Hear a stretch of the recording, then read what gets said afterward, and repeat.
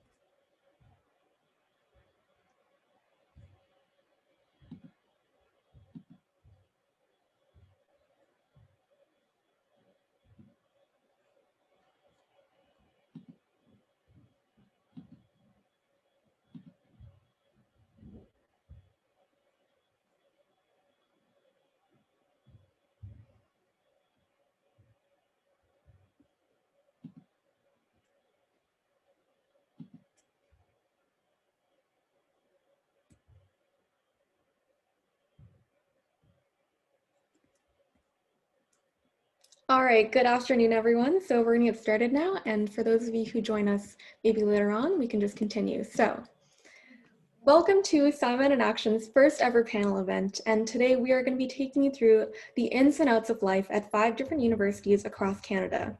So for those of you who may have attended SciMed's event in October about the science behind autism, I might be a familiar face to you, but for those of you who are new, welcome. And my name is Analpa Vishwanath. And my name is Mihir Kamra, and we're both part of the SciMed in Action team, and we're so excited to be your hosts for today.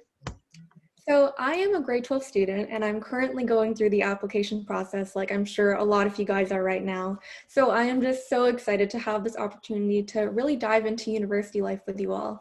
I remember that when the idea of having a university panel discussion was brought up to our team, I not only thought that it would be such a great opportunity for our audience, but I was also just personally really excited because I know that in this past summer and also during this school year, I've been really trying and quite honestly struggling to learn all that I can about my options. And so when this idea was brought up, I was just super, super excited, not only to help create this event, but also just to attend.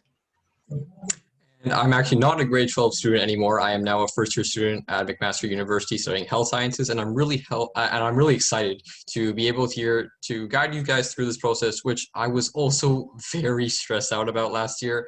Having an event like this would have definitely benefited me considering how clueless I was. In fact, I applied to a staggering 17 programs because I just didn't have time to learn if they were really suited for me. And I was like, oh, I'll just postpone that decision till all my offers were final. But I do not recommend that. And I would have loved to have some type of event like this where I can learn more about the programs from a student-based perspective rather than just a website. So my decisions could be more informed without the expense of my wallet, obviously. Anyways, we are so glad you all can make it to today's event. Can we get the next slide, please? So today, the agenda for today is that we'll start off by just telling a little bit about our organization, followed by introducing you all to our lovely panelists, and then getting into the heart of the event with asking our panelists questions pertaining to specific information about their program and university, such as the specializations offered, the future job prospects, the extracurricular and research opportunities.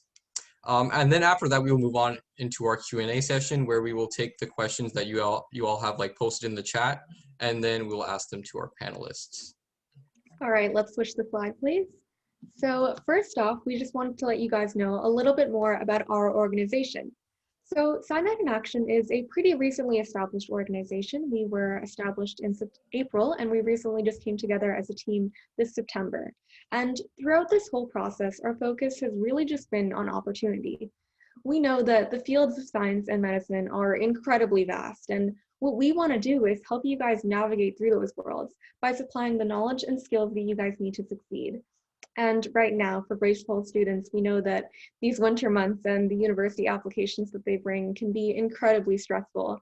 And for those of us who are interested in science, trying to decide between the seemingly endless number of pathways only adds to that stress.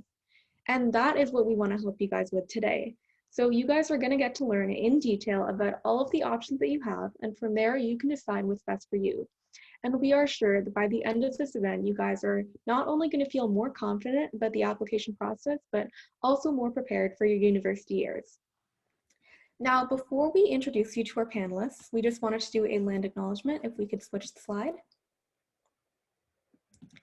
So we acknowledge that the land we are hosting on is on the traditional territory of many nations, including the Mississaugas of the Credit, the Anishinaabe, the Chippewa, the Haudenosaunee, and the Wendat peoples, and is now home to many diverse First Nations, Inuit, and Métis peoples. We also acknowledge that Toronto is covered by Treaty 13 with the Mississaugas of the Credit. Awesome, thank you, Analpa. Okay, so today we are super lucky to have 5 amazing panelists with us. They are students from different healthcare related programs all across Canada. So first off, we have Allie from McMaster, who is a second-year student studying health sciences. A fun fact about her is that she is the co-chair of McMaster's 2021 TED Talk Conference. Allie, you want to say hi? Hi everyone, thank you so much for having me. I'm excited to answer some of your questions and hopefully guide you about choosing your program that you hope to pursue. Awesome. Next, we have Hertek Gill from uOttawa, who is also a second-year student studying Biomedical Sciences. A fun fact about Hertek is that he is a part of the executive team for Ignite Medical Competition. Hertek? Hey everyone, my name's Hertek. It's great to see all of you here today, and hopefully we can answer some of the questions you have. Awesome. Then we have Jason Wang, a third-year student from Western University enrolled in the Medical Sciences program and is currently specializing in microbiology and immunology. He is also a research assistant at SciMed's Drake Institute. Hey guys, great to have you here today. And I look forward to answering some of your questions. Awesome. Next slide, please. We also have Dorsa Shakeri, a third-year student from York studying kinesiology with the health sciences specialization. She is also the vice president of the Women Empowerment Club. Hi everyone, thank you to SciMed for inviting me, and I hope I can answer your guys' questions. Awesome. And then finally, we have Ayesha Rashidi, a UofT third-year student studying life sciences with the specialization in neuroscience, psychology, and biology. A fun fact about her is that she is also a research student at CAMH, which is the Center of Addiction and Mental Health. Hi everyone, I'm Ayesha. I'm glad to be answering all of your questions today, and I look forward to hearing more from all of you. All right.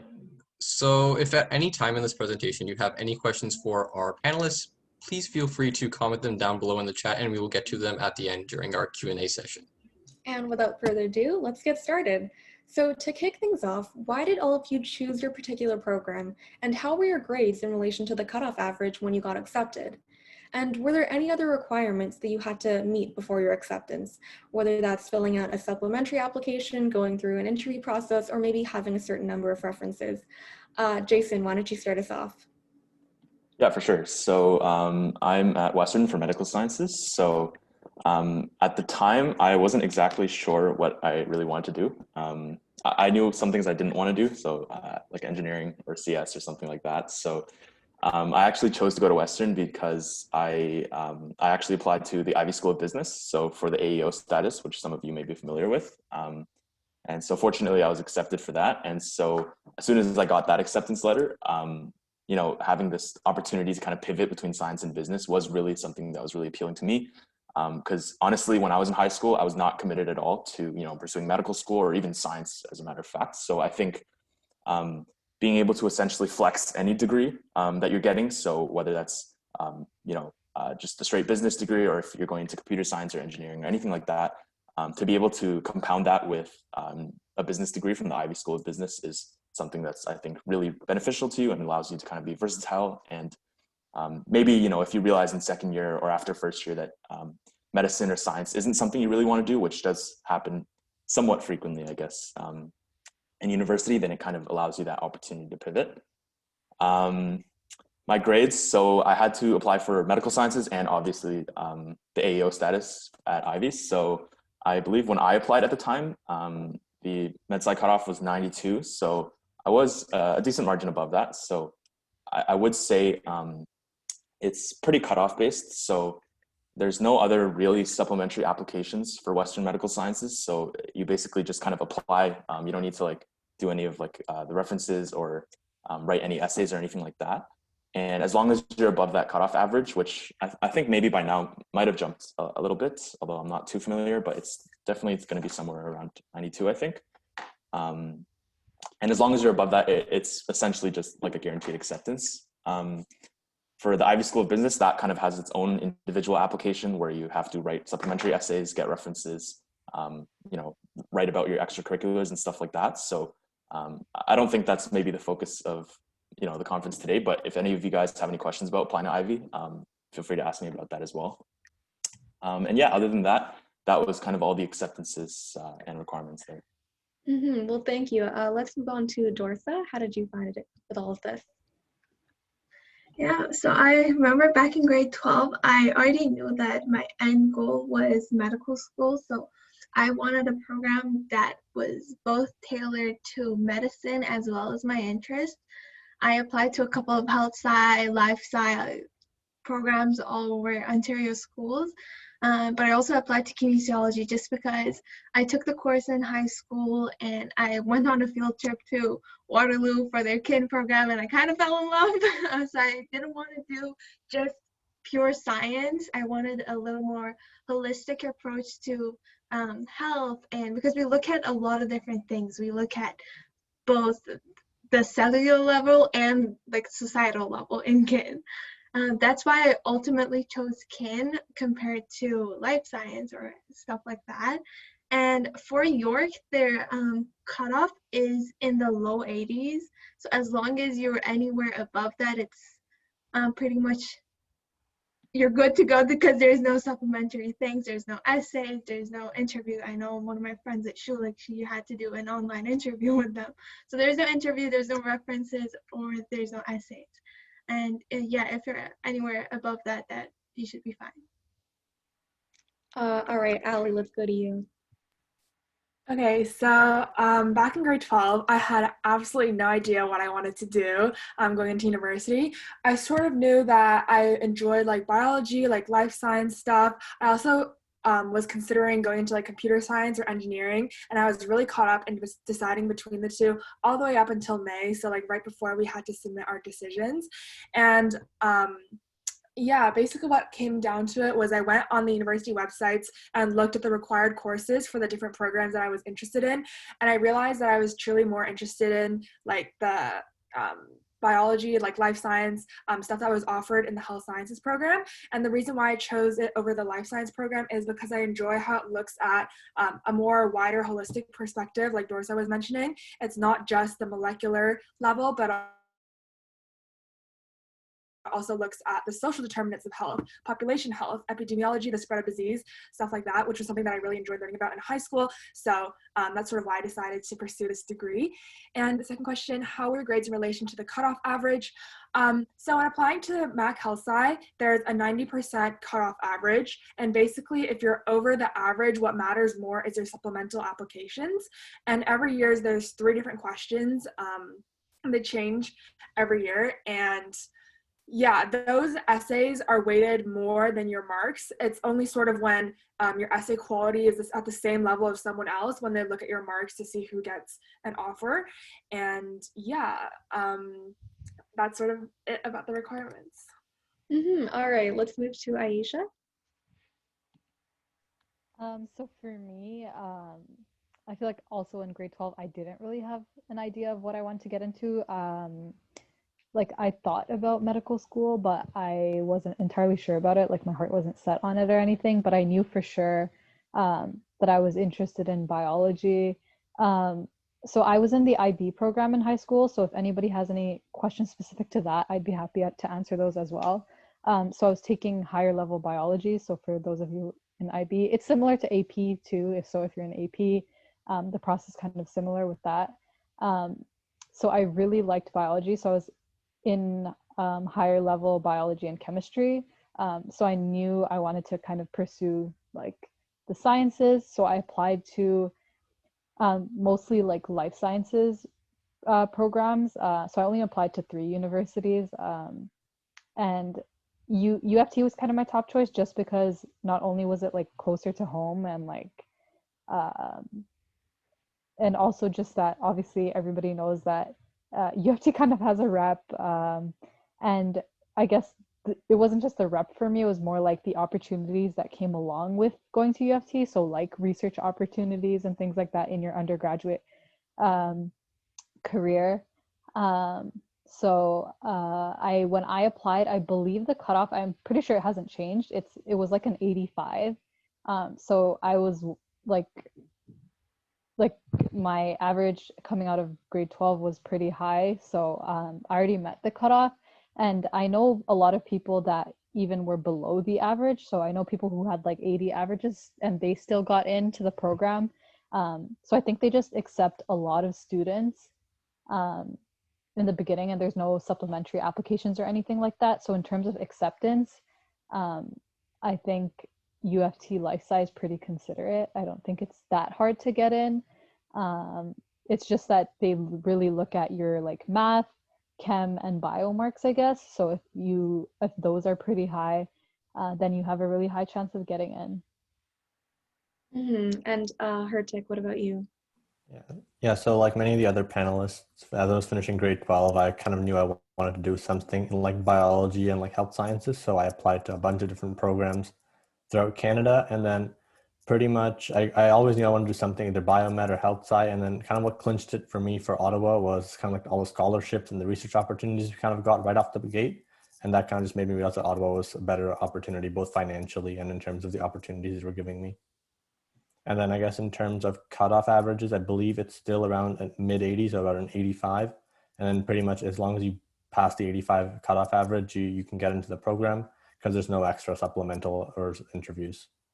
Mm-hmm. And just before we move on to the next question, based on hearing all of our responses, is there anything that any of you wanted to add? All right, then we can move on to the next question. Okay, awesome. So our next question is, what are the specializations that your program offers, and what are the requirements to get into those specializations? So many universities offer a wide variety of specializations, some more diverse than others, and also at different years throughout your undergrad. As well, certain specializations would have specific academic requirements and are more competitive than others. So could you all share more information about your specializations that your program offers, and a bit about what are the requirements to be admitted into that specialization? Hertek, because you just spoke class, how about we start with you?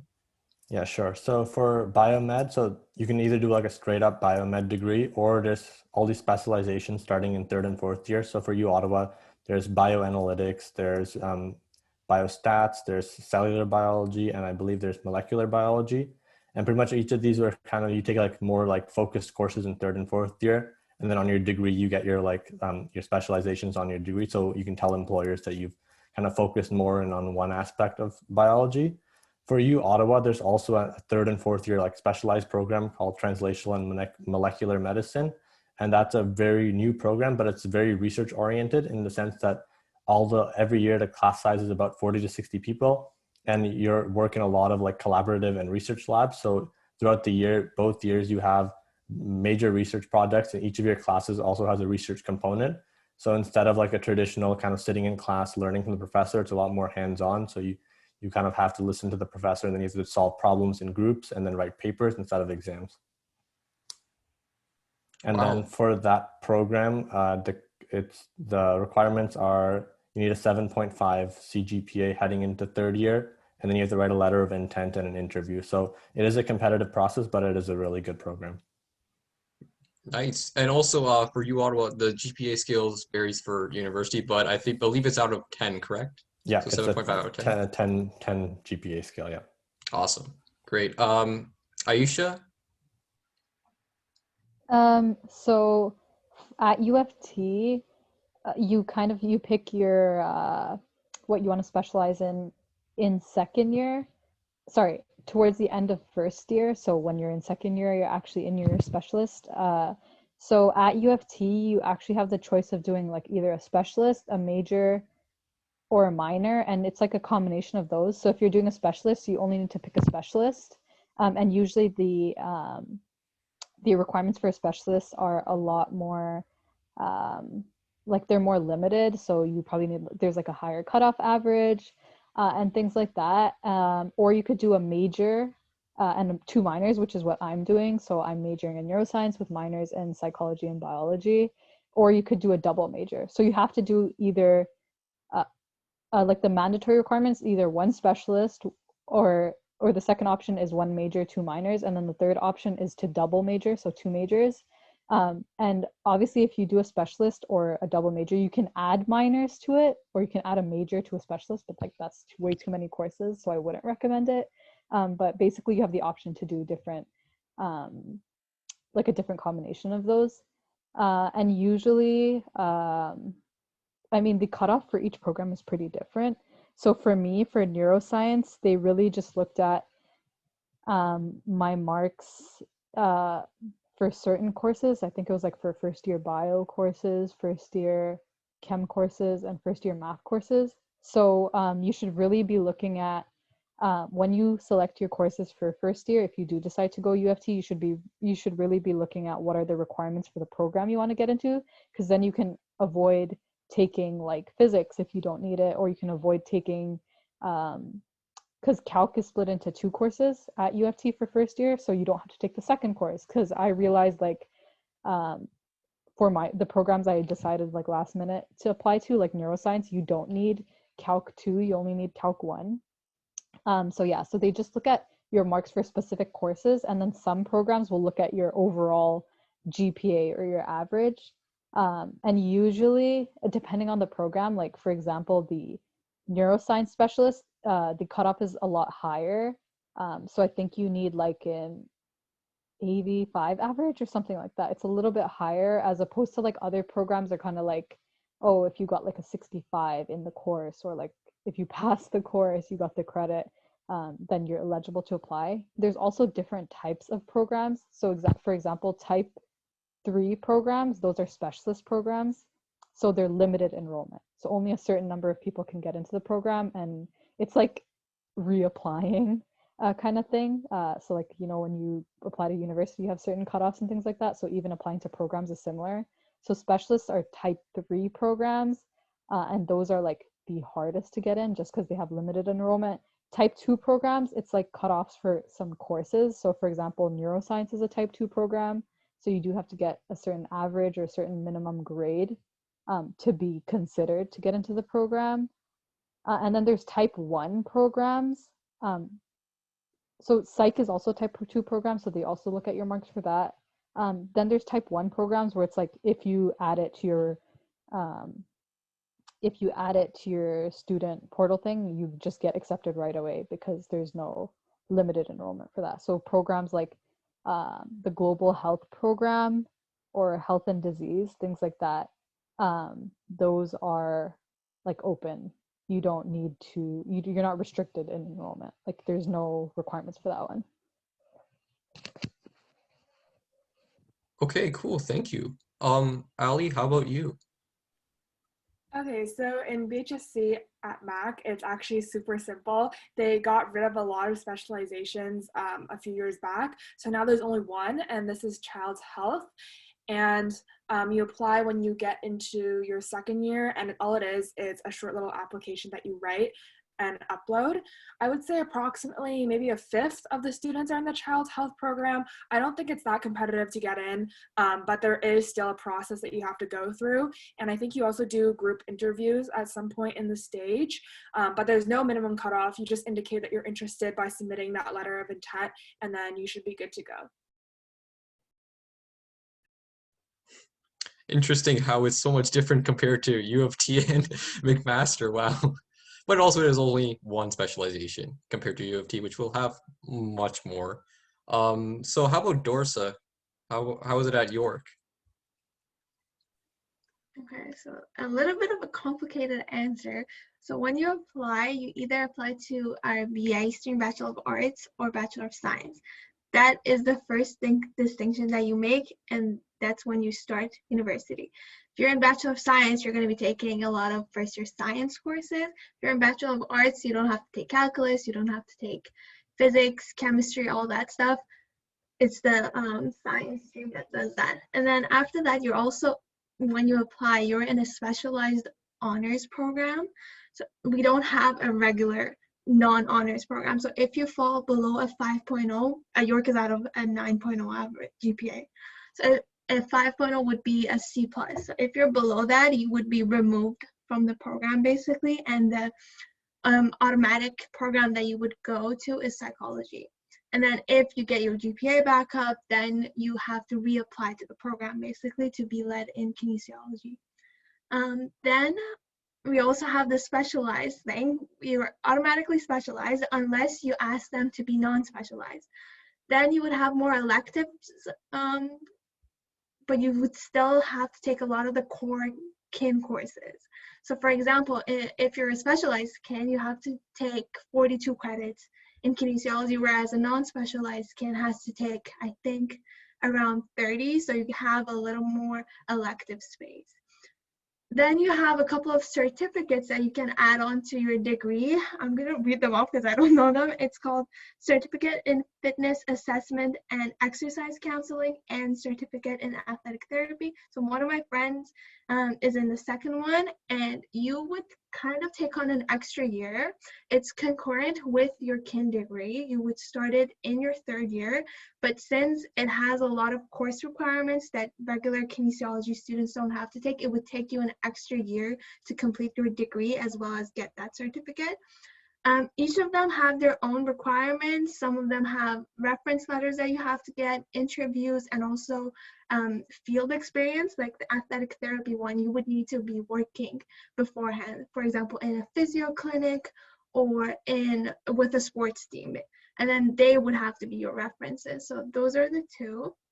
Other than that, I think that's all the little things. We don't have a lot of specializations like UofT, but we have little things that you add onto your degree just because kin itself is a specialized part of health science.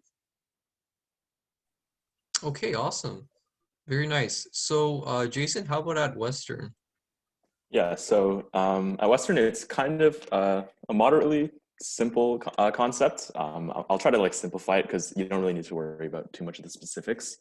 I guess to start off, maybe usually just talk about what a major or a minor or a specialization usually is. I guess might be helpful because I didn't really know what these words kind of meant in high school. People just kind of toss them around, but really it's not as complicated as it sounds. So a major usually just means you're taking a certain amount of courses in a particular field. So if I want to major in biology at Western, for example, the requirement might be, and this is just from the top of my head, you have to take 4.0 biology courses, and then the major in biology part gets added to your degree. So it's really just you're structuring your courses around your major, your minor, or your specialization, rather than choosing a specialization and then picking your courses. So the words itself don't really matter too much.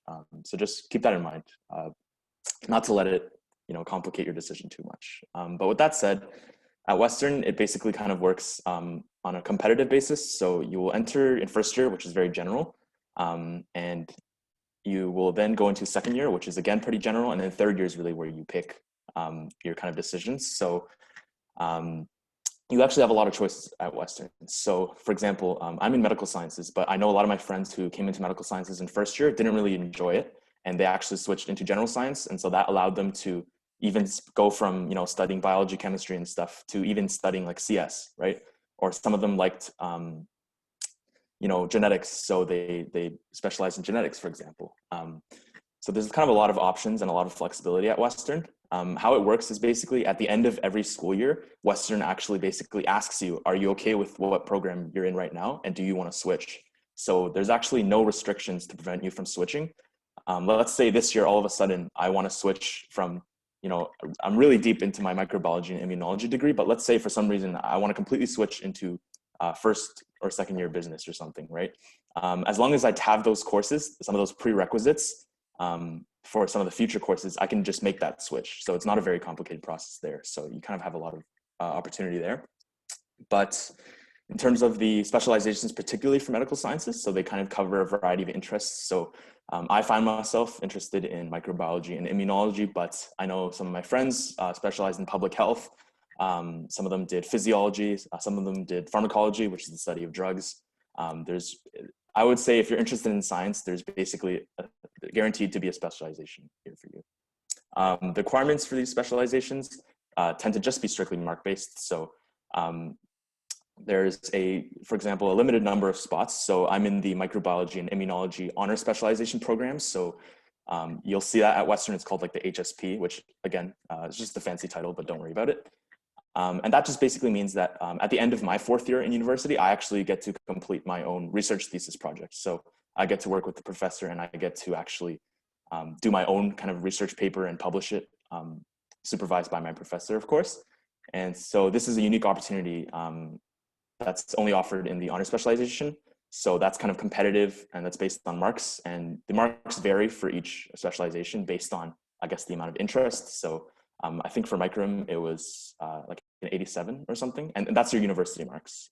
So that kind of depends, but even if you don't necessarily meet the cutoff for a certain, you know, honor specialization, you can still do something like a major or a minor, and those are up to anyone. So anyone can kind of take that on, and it's not really competitive in that sense. Nice. Wow, I didn't realize how flexible Western was in terms of switching up your course load a little bit. Nice. Okay, yeah, before we move on, did anyone have anything else to add on to their answers? Okay, awesome. Analpa? All right, so our next question is, which healthcare or job avenues does your program best educate you for? And do they provide you with more well-rounded knowledge and skills that are applicable to a variety of professions, or is it more focused on a couple of them? Jason, why don't you start us off? For sure. So I think my first 2 years of undergrad at Western were pretty like very heavy science. So a lot of, you know, molecules, a lot of biochemistry, stuff like that. And I think the reality is that in most life science programs, you'll just find that that's the case. But now in my 3rd year and, you know, going into my 4th year next year, the skills they teach are kind of very sort of broad. So now in my classes, although we are learning about things like microbiology and immunology related, we actually kind of have a lot of different ways that they're testing us. So we're writing a lot of like research papers. We're writing, you know, various lab reports. We're still writing like the traditional types of exams. And, you know, a lot of these papers and lab reports, I think, kind of draw more on my ability to kind of critically think, right? For me to look at like a set of data and say, okay, what conclusions can I make from this? And how can I establish a relationship between variable X and Y, right? So I think these skills are actually more important to, you know, your success in some of these programs. And it's kind of what these programs aim to facilitate rather than just, okay, let's just have you remember this, you know, diagram of molecules or something. So I would actually say it's pretty well-rounded.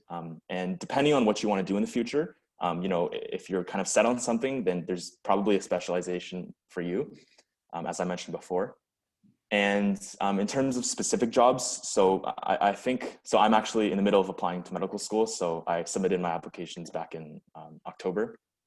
And doing my research there, I personally thought that some of the courses that I took in my undergrad at Western prepared me really well to, for example, write the MCAT. So I wrote that last summer and that went pretty well. And I think a lot of the reason why I did was because my undergrad courses, which were, you know, more science heavy in my earlier years, kind of actually really helped me with the MCAT there. And just a fun fact to throw out there, I guess, if you look at admission statistics, sorry, for medical schools, they actually publish their statistics on like how many people they admit from each undergraduate program. And Western seems to rank pretty highly. I think they're second or tied with McMaster, depending on what medical school you're talking about. So if medical school is your goal, then strictly statistically, Western does tend to prepare you pretty well for that, as well as grad school. All right, amazing. So let's move on to Dorsa. Okay, so kinesiology actually prepares you for a lot of different things because it is very wide. We have, I think, the biggest course selection for any kinesiology program in Canada. So depending on your interest, you can really do anything with the degree. Of course, we have the kinesiologist. So after you graduate, you take a board exam and you can become a kinesiologist and work as a kinesiologist.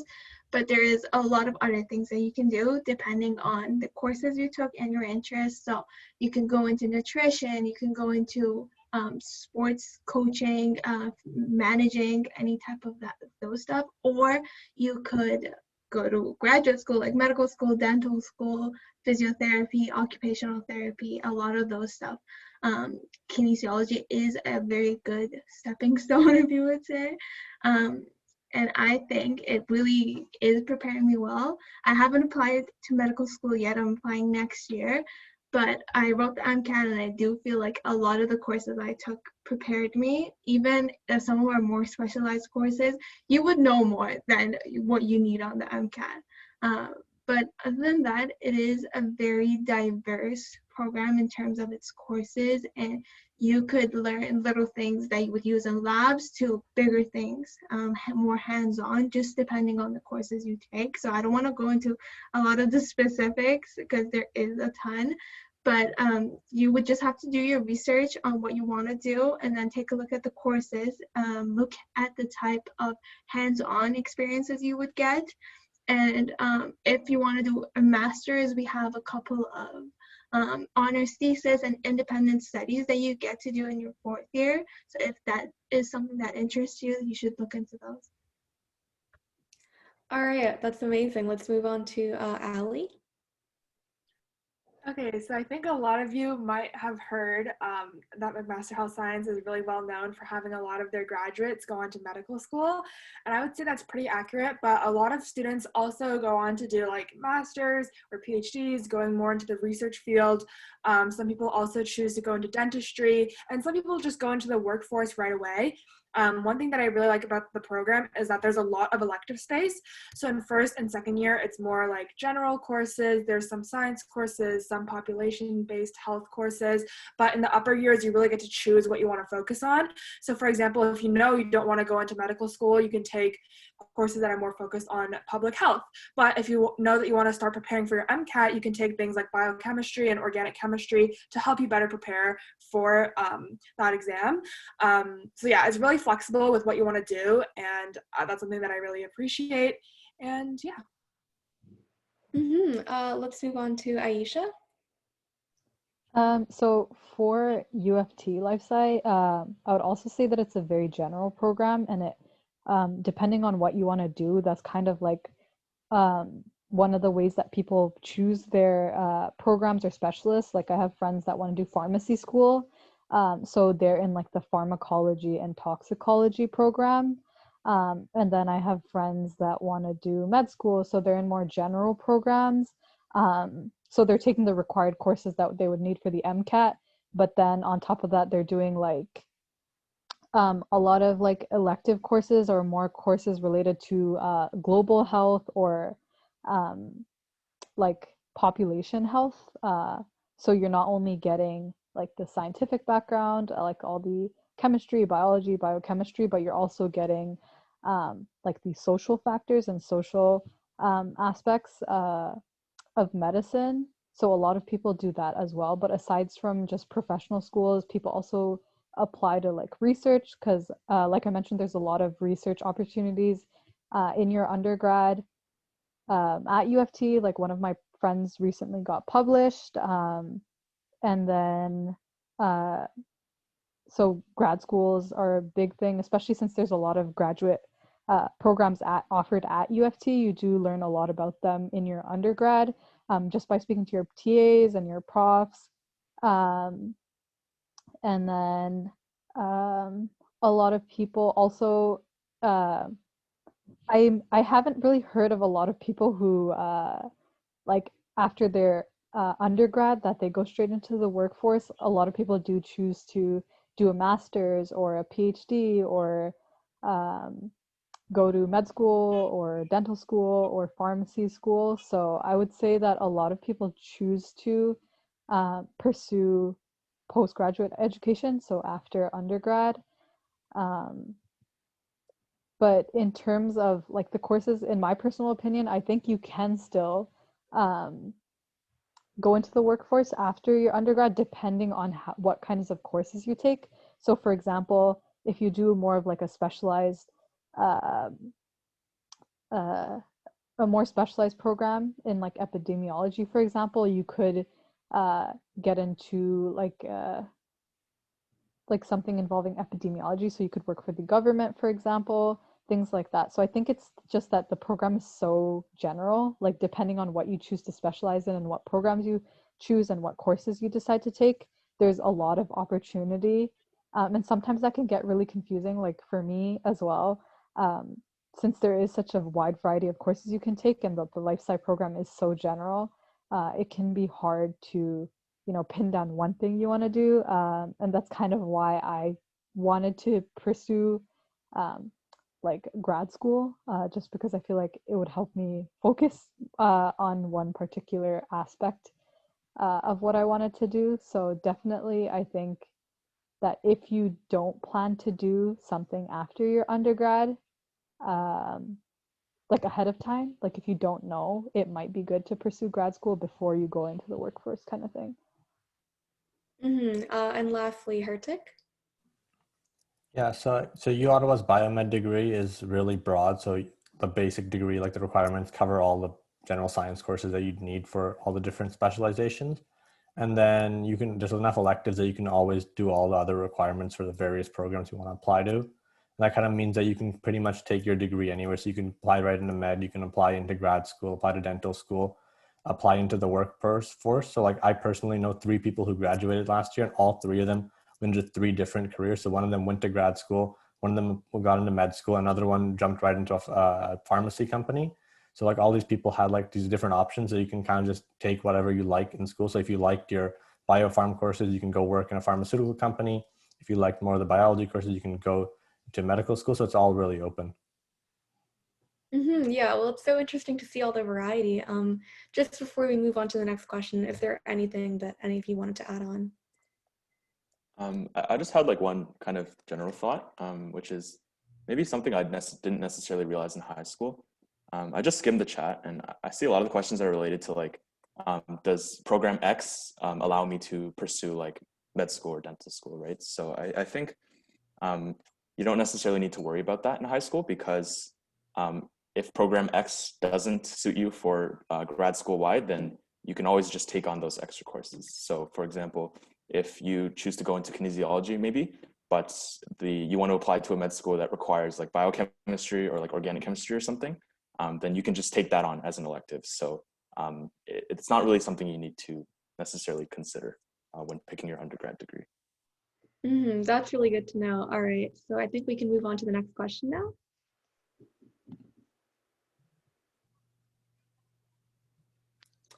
Sorry, next slide. Awesome. Okay, so our next question is, what are some of the volunteering or research opportunities available in your university and neighboring community? And how can students of younger years get involved in more like executive roles for volunteering and lab positions for research? So for me personally, my university decision was heavily influenced by the type and availability of research opportunities for freshmen and sophomores, as well as the types of extracurricular and community involvement activities, such as volunteering at hospitals. So it would be great if you all could share some of the opportunities you are involved with, as well as what is generally there, and perhaps even talk about how the operations of these opportunities has changed due to COVID, since next year may also be online again. Hertek, could you start us off? Yeah, sure. So I guess in terms of research opportunities, a lot of profs are always looking for like dedicated people who want to like put their time in. And so if you reach out to a lot of people via email, someone will definitely get back to you. Like, don't ever get put off by the fact that people didn't respond right away, because a lot of profs are really slow at responding to their emails. So it might just take like emailing a bunch of people at once and you get one response back. And most of the time it'll be positive because everyone wants like an extra hand to help them out. So it's always pretty easy to get research experience, especially at uOttawa, because we have a really big medical faculty and it's pretty close to the main campus. So you can always just quickly bus over within like 10 minutes and you can be doing research in the same day as your classes. In terms of volunteering, uOttawa has a lot of clubs, and I guess like one of the easiest ways to kind of get involved is like join the various different like Facebook groups for like your year or like your university. Because every year, all the different clubs, when they have new exec positions, they always post like a little ads or posters kind of telling you to reach out to them. And especially like around May, like in the summer months, like right before you start university, once you make your decision, like make sure you join those groups so you can kind of apply right before you get into first year. And because a lot of clubs want those younger people just so that they can stay in for longer and can gain more experience. So everyone's always looking for new members. And then even if you don't get in over the summer, like especially in this fall, there's always positions that are always open because like I'm a part of Relay for Life at my university and we have positions open up until around October. So we had to still do at like recruiting rounds in the fall right after school started. So always be on the lookout, especially at like the different like club fairs and the other kind of events that the university does, because there's always like an in-person club fair, but like this year, uOttawa, we did a virtual club fair as well. So it was like a bunch of Zoom sessions where all the different clubs kind of presented their work. So kind of always look out for all these little opportunities and like the Zoom links and all the meetings, just so you can kind of like be involved and kind of see what's happening around university. Awesome. Thank you, Hertek. Ayesha? I just want to say, Allie, it looks like you have a pretty big fan base here today if you look at the chat. But yeah, just to answer the question, I would agree with Hertek that there are a lot of opportunities on campus, and you just kind of have to hear about them somehow. So joining Facebook group chats is like a really good way to do that. Or also just checking out the Instagram pages. I know that, so if you are looking to go to UofT, we do have a we have a website called ULife, and that has a list of all of the clubs that are on campus. That's kind of what I went through in my first year, like before coming to UofT. I kind of went through that just to see what clubs aligned with my interests. And then in first year, kind of attended their events and things like that. So you shouldn't feel pressured to, join all these clubs in your first year, especially when you have to kind of adjust to being a university student. So don't ever feel like you're lagging behind if everybody else is a part of a club or they already have a research opportunity. So yeah, that's definitely something you need to be wary of. But other than that, if you're looking to get involved, I think keeping in contact with some profs that, really had an impact in your first year or in one of your courses, keeping in touch with them. And also it helps if you did well in the course, just reaching out to them and letting them know like, hey, I'm so-and-so, I really enjoyed your course and learning about whatever, something that you think that would apply to whatever position you're trying to get into. And just say, I was wondering if you knew of any opportunities, or reaching out to a TA. And when you're joining clubs as well, a lot of the upper year students will probably have done some kind of research or been a part of different opportunities that you can apply to. So just even asking upper year students, that's a really good way of hearing about these things. And also at UofT, we have something called the Research Opportunities Program. So it's a research project that you get to work on for the whole year. Or you can also do one over the summer if you decide to take summer school. So you get a full course credit for doing it. And you're also working on a research project. So there's actually like a whole application process for that. So you can apply to that after your first year. So you can do it in the summer of your first year or in second year, because you obviously need a little bit of experience to be able to do that program.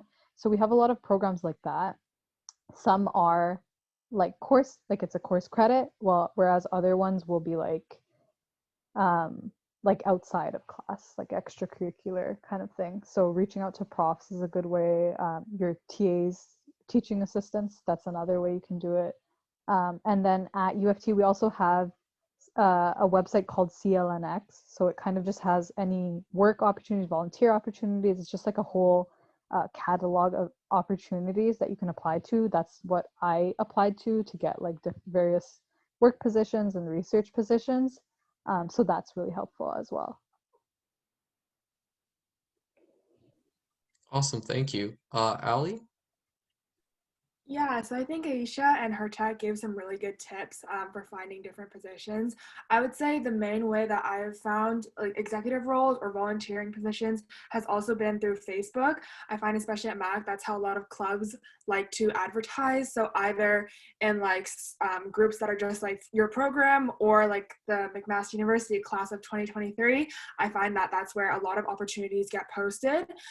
In terms of research, what I've been finding very helpful is just cold emailing.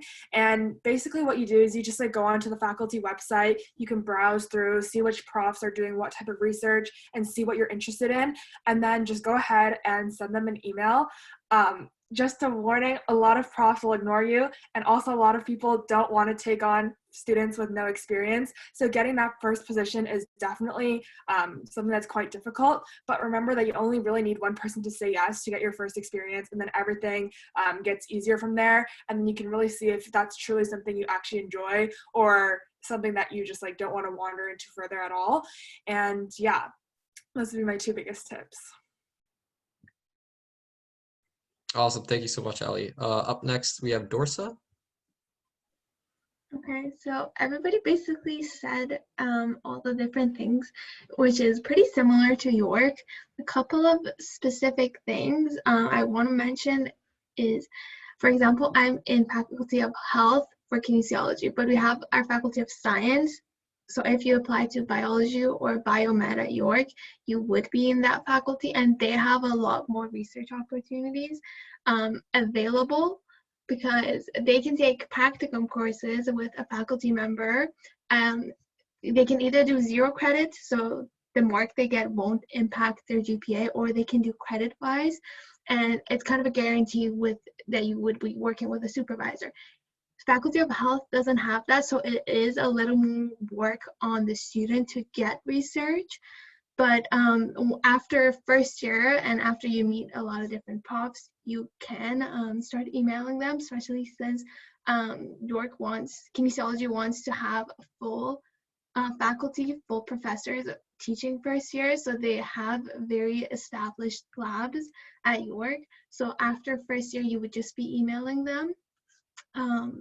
A couple of other things I want to mention are the summer programs for research. So all of the different universities have this. It's the NSERC and URSA, I believe, if you guys search that up. So you would be applying to these. You would get basically, I think around 5,000, and you would be working full-time in the summer, and they're really nice research grants. But you need to have very competitive GPAs for those, as well as already found a supervisor that would be willing to go through that application with you. As for clubs, York has a lot of clubs, but they won't take first years as executives. I'm sure this is the case with a lot of different things. So you would be a general member at first, and then after you spend some time with them in your second year, you would be applying to an executive position, and they usually make their Google Forms that they would be recruiting through that you were already a member of that club. And then we would have some specific positions for kinesiology students at our college. Since we are a bigger program, our college is only for kin and nursing students. So a lot of different colleges at York have like at least 6 or more majors in that college, but since kin and nursing are both big programs, there's only one college for them, and through that you get a lot of experience. So you would be working with college heads, you could get jobs in the colleges, so a lot of opportunities are there. And then we have something called Agents of Change. So you would be basically presenting an idea that you want to do, and it would be based on community service and health.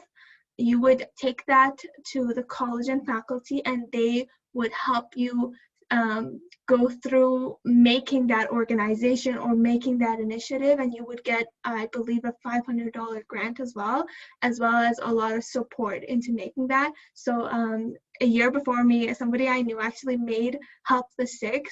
So they were gathering unused gift cards or gift cards that had like $1 on them, and they would be redistributing them to the homeless population in Toronto. So there's a lot of community service opportunities, as well as club opportunities and research opportunities that I mentioned. I think in the last question, I also talked about the honors thesis and the independent study as well. Awesome. Yeah. So far, just no shortage of research opportunities for all the universities. It's amazing. Next, we have Jason. Yeah, so I would guess I just want to say that like I personally think this is where Western kind of shines the most, or this is kind of where Western's really strong at this in particular. So I guess I'll talk about it in 3 parts. So I guess work, research, and then clubs. So to start with work, that's the easiest. You can just get like just a general work position, like basically anywhere on campus. If you even if you walk into the library and you see someone doing something, you could just ask them like, how did you get this work position? A lot of people I know work at like restaurants on campus, or you can ask to work at the university community center or something like that. So we also have like a job portal for Western. So for any particular jobs you're looking for, you can kind of search for those on there. Next would be research. Again, Western kind of really supports you in this way. So as I mentioned before as well, I am doing an honors thesis next year. So that'll be a full year research project, which hopefully gets published. You can do things like summer grants. So last summer I applied with my professor for a student grant. So that was for around $6,000. And that was just to, just for me to work in the lab and do research. There's also, to start out, you can just start by volunteering, right? So again, a lot of professors, as some of the other panelists have mentioned, are open to accepting students. So my first research position was actually in a biochemistry lab, and I sent a bunch of emails, and he got back to me, and I was literally in my email, I was just like, can I come work in your lab? Your work really interests me, right? So professors are always kind of open to taking students. In the midst of COVID, I think they're a little less so open, unless you can find something that's more like online related. So do keep that in mind. But there's still, relatively speaking, a lot of research opportunities for you to take on. At Western, you can even do an internship, so you can do research, and you can even take a year off school. So I know after 3rd year, the science internship program at Western lets you just skip your 4th year and just push that back a year, and you get to just work for a full year, either under a professor or in a pharmaceutical company, or maybe a doctor at the hospital or something like that. So there's really like countless opportunities. Like I would say, if there's something you can imagine, or if you see someone online at Western that's doing something you like, I can almost guarantee you can email that person and at least somehow get connected and find that type of position. Last, I would say clubs. I think this is more where it boils down to the community at Western. So we do have, I think, hundreds of clubs now. Most of them are listed on the USC website, which is just like the Western Student Council. So we actually have a website where you can search for different clubs. It's honestly an unimaginably diverse range. I enjoy playing Super Smash Bros. And there's a Super Smash Bros. Club on campus at Western where we just go and compete in Smash tournaments every week. I know there's there's like dance clubs, there's crocheting, whatever you like. So there's all these opportunities you can kind of get involved in. And I would say in addition to that, I think similar to what Allie was talking about, so Western's pretty big on Facebook. We actually have one Facebook group at Western where everyone from Western is in it, and it's just like one big community. And some clubs I know get started as simply as someone posting in the group, hey, this is something I'm kind of interested in. Does anyone want to start a club? And people just comment, oh yeah. And then a year later, those people have worked together and have actually made that a club. I think there's like an anime club on our campus. I think I saw it was posted a while back, and I think that's like actually a thing now. So that was just because someone posted, hey, I really like anime. Let's make a club. And then they actually got it approved by the USC and stuff. So I can guarantee you there's definitely an opportunity for you. I was interested in education. So I messaged this guy who was running this nonprofit that provides educational resources for students. And I just messaged him. I'm like, hey, how can I get involved? And he got back to me and he said, this is how, and we set up a meeting. So I really do think there's a lot of things you can do there. Awesome. Yeah, no, really unique. I think also it's worth mentioning because for all of these questions, we've had a fair amount of emphasis on research, is that even in medical school or like medical school applications, research is not mandatory by any means. You can elect to do it, you don't have to do it. It's not like a requirement by any means. So it's really just something that if you're open to or you're really interested in, you can put that on your application, but really it's just medical applications, medical school applications are really looking for how you're involved with the community, how you engage with in science. So in research, it would be engaging in academic literature. It's just one of those ways. And it's a very popular way, but it's not mandatory. Before we move on, was there anything else anyone wanted to add on? I just want to add, since there's a lot of questions about it, a lot of people are wondering how research has changed or like how you can get opportunities since everything going on with COVID. So for me in my research assistant role, I'm doing it online. So it's a lot more, like somebody mentioned, it's like a lot of statistics and like statistical analyses and things like that. And then in terms of volunteer opportunities, I have a couple of friends who are doing, they're volunteering for different healthcare organizations. So I have a friend who's doing one at a long-term care center. So she's not actually going in, but it's like a lot of Zoom calls. And since like a lot of these people that are in long-term care centers aren't able to get visitors now, because of COVID and because of all the protocols, since they are like a more vulnerable population.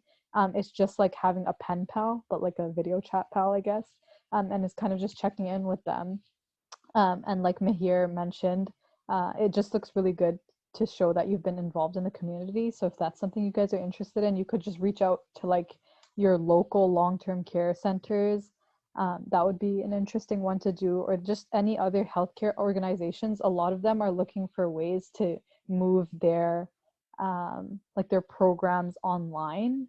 So I know that at the beginning of COVID, I don't know about now, but they are looking for volunteers for that sort of thing, like just for their new online initiatives. So even I'm not sure of any opportunities at hospitals right now, and I don't know if I would really recommend them since yeah, it's not really safe to, especially if you have people that are vulnerable at home. So if you are looking for things that are online, yeah, it's just going to the websites of organizations that you're interested in with working with and then seeing what opportunities they have available. Yeah, for sure. Thank you for adding that, Ayesha. All right, so let's go on to the next question now. All right, so what are some important or beneficial scholarship applications that students generally apply for, especially considering your fellow colleagues in your program? And that might be scholarships that students would apply for prior to attending university, or they could be scholarships that are offered later on to students in your programs. So Jason, let's start with you. Yeah, for sure. So I guess to start with entering university, I do believe Western has quite a number of different scholarships. I do know, similar to many other schools, Western does offer you a base scholarship just for having like a certain university average. I think most schools have that these days. So there's, again, just your traditional entrance scholarships.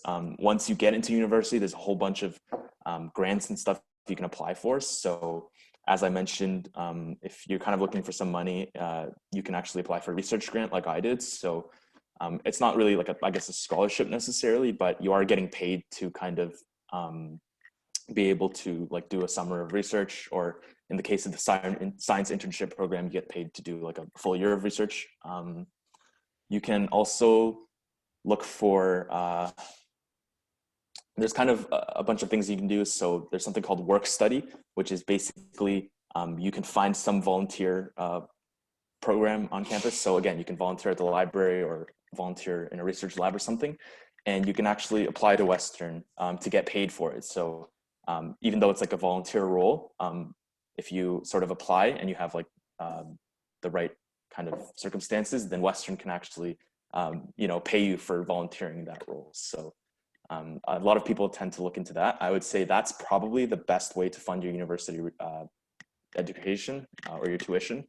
So I do think, especially in work study, it is a little more need-based. So I guess the more you're financially struggling, or the more you kind of, it's need-based. So like the more you need the money, the more likely Western is to give it to you. So if you are having like any sort of troubles one way or the other, sort of funding your university education, then Western will basically 100% give you that work study position. And I think that pays, I'm not exactly sure what the exact amount is, but it's definitely a considerable amount of your tuition. So that would help you cover any expenses there. That's really interesting. All right, let's move on to Dorsa.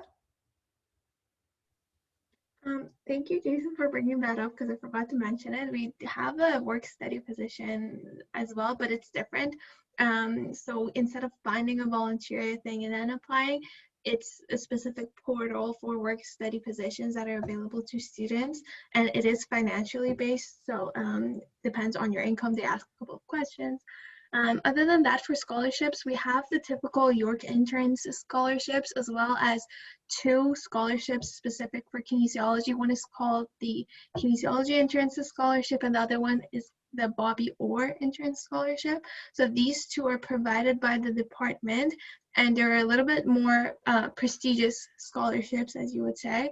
You would get to meet the chair of the program, and it would open a lot of doors for you, to be honest. And then other than that, when you actually get into universities, again, there is York scholarships, and then there is department-specific scholarships.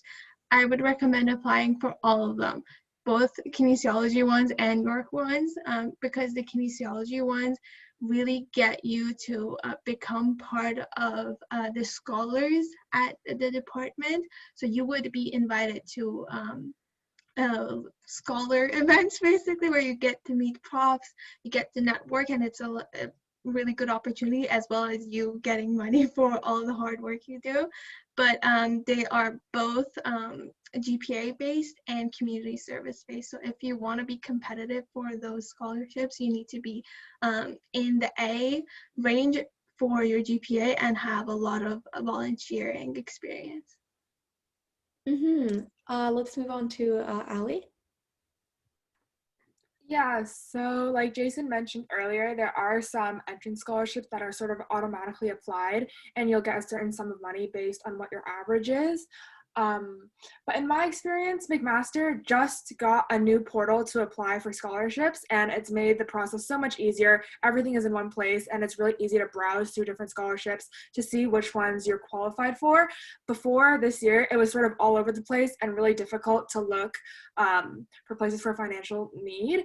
And even now, I would say the options that they offer is not the best. There is 1 or 2 program-specific scholarships, but most of the time these are bursaries. And I find that the requirements of the scholarships that are listed on the website are generally really specific, and you'll have to go through them one by one to see if there's any that you qualify and can apply for. Yeah. And I think Jason also mentioned work study, and that's also a thing at McMaster. If you show that you qualify for financial aid on OSAP, then you're able to apply for the work study program and get a job on campus to help pay off some of your student loans. But one thing I do want to note is that even though our scholarship game is not the greatest, tuition is pretty cheap. It's only like $6,000 or $7,000 a semester. So it's like comparatively to some other programs, it's not as bad, but I know it can still be difficult for some students to afford that, and there's different ways of receiving financial aid, like bursaries or OSAP or work study, as I was mentioning earlier, that can help you sort of pay off these loans. All right, Ayesha, what's it like at UofT? So at UofT, we also have some entrance scholarships, but those are very limited, I would say. They are for a certain average cutoff. Like I think it's like pretty high. I think it's like above 90 to 95 range. They're pretty high. And even then, I think there's like a limitation within who gets it too. Like it might be based on financial need, I'm not sure. And we also have a work study program, which I'm a part of, but the difference is it's not restricted to people who have financial need. It's more general, so it's just like anybody can apply, which kind of makes it a little bit harder. So I don't really think at UofT specifically, the work study program is not like a feasible option for to get. It's not a feasible option to help with your financial situation, but we do have some scholarships. So when you're in the life sci program, you're in colleges. So when you enter, I'm not sure if some of you are going through the application processes right now, but when you apply, you have to rank colleges. So when I was applying, I didn't know what the heck that was. But when you're applying, you rank your colleges. And if any of you are planning to apply to UofT, just go to the college websites and get a feel for, what they have to offer. Some require like a supplemental application. And it's more like your colleges are kind of the ones who provide you with these opportunities. So like things like scholarships, different opportunities. I'm still to this day, I'm not really sure what the major differences are between the colleges. But yeah, so they're kind of like your main point of contact. So you know how in like high school you have like the main office, like where people go take the attendance and things like that.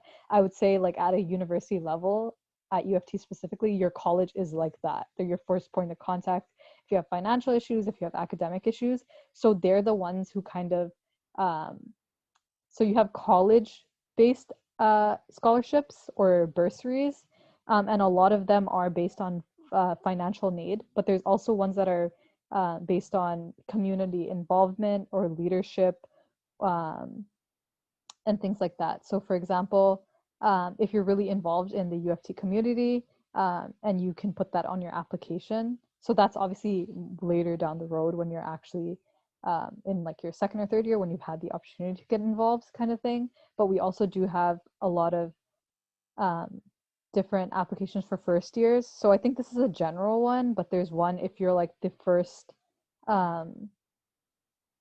person in your family to go to university. I think like every university offers that scholarship.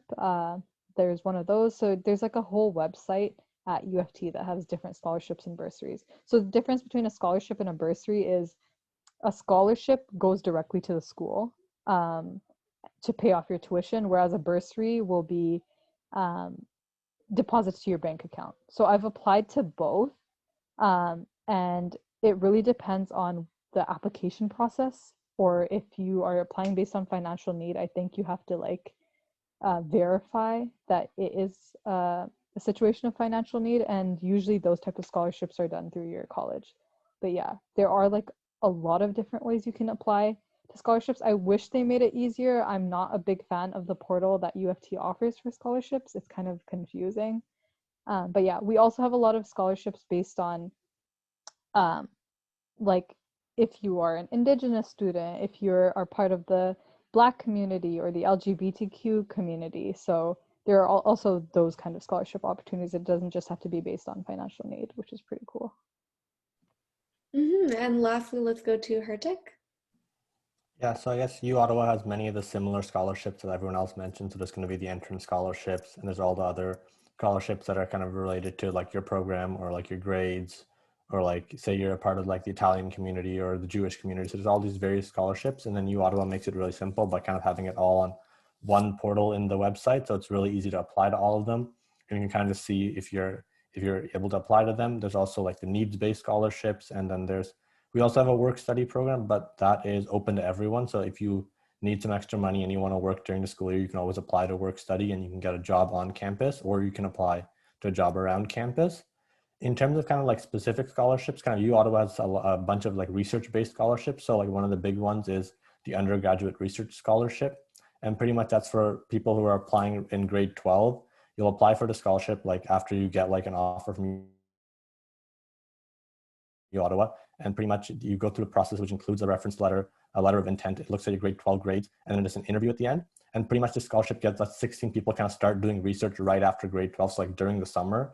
So you're pretty much guaranteed a lab, and you get for 2 summers, and then you get $10,000 on top of that. So it's like a really good experience to kind of guarantee yourself a research lab like really early on, because you have the scholarship backing. So profs know that you're going to be a good student in the lab. And then another opportunity kind of more for like after first year, so like in second and third year. So uOttawa has like a UofT program, some undergraduate research opportunities. And pretty much that program also gives you money, and it like helps you find a lab so you can do a research project and then present it later of the year with all the other recipients. And just before we move on to the next question, does anyone have something to add? All right, then I think we can move on. Okay, so the next question is, what do you think the main indicator of obtaining a high GPA in your program would be? Would it be the study habits, your high school average, prior knowledge in specific subjects? So really with this question, based on yourself and your peers, you may have found that there was a combination of these aforementioned factors, or where one of these factors was more prevalent than the other, that were fairly indicative of one's success in your program.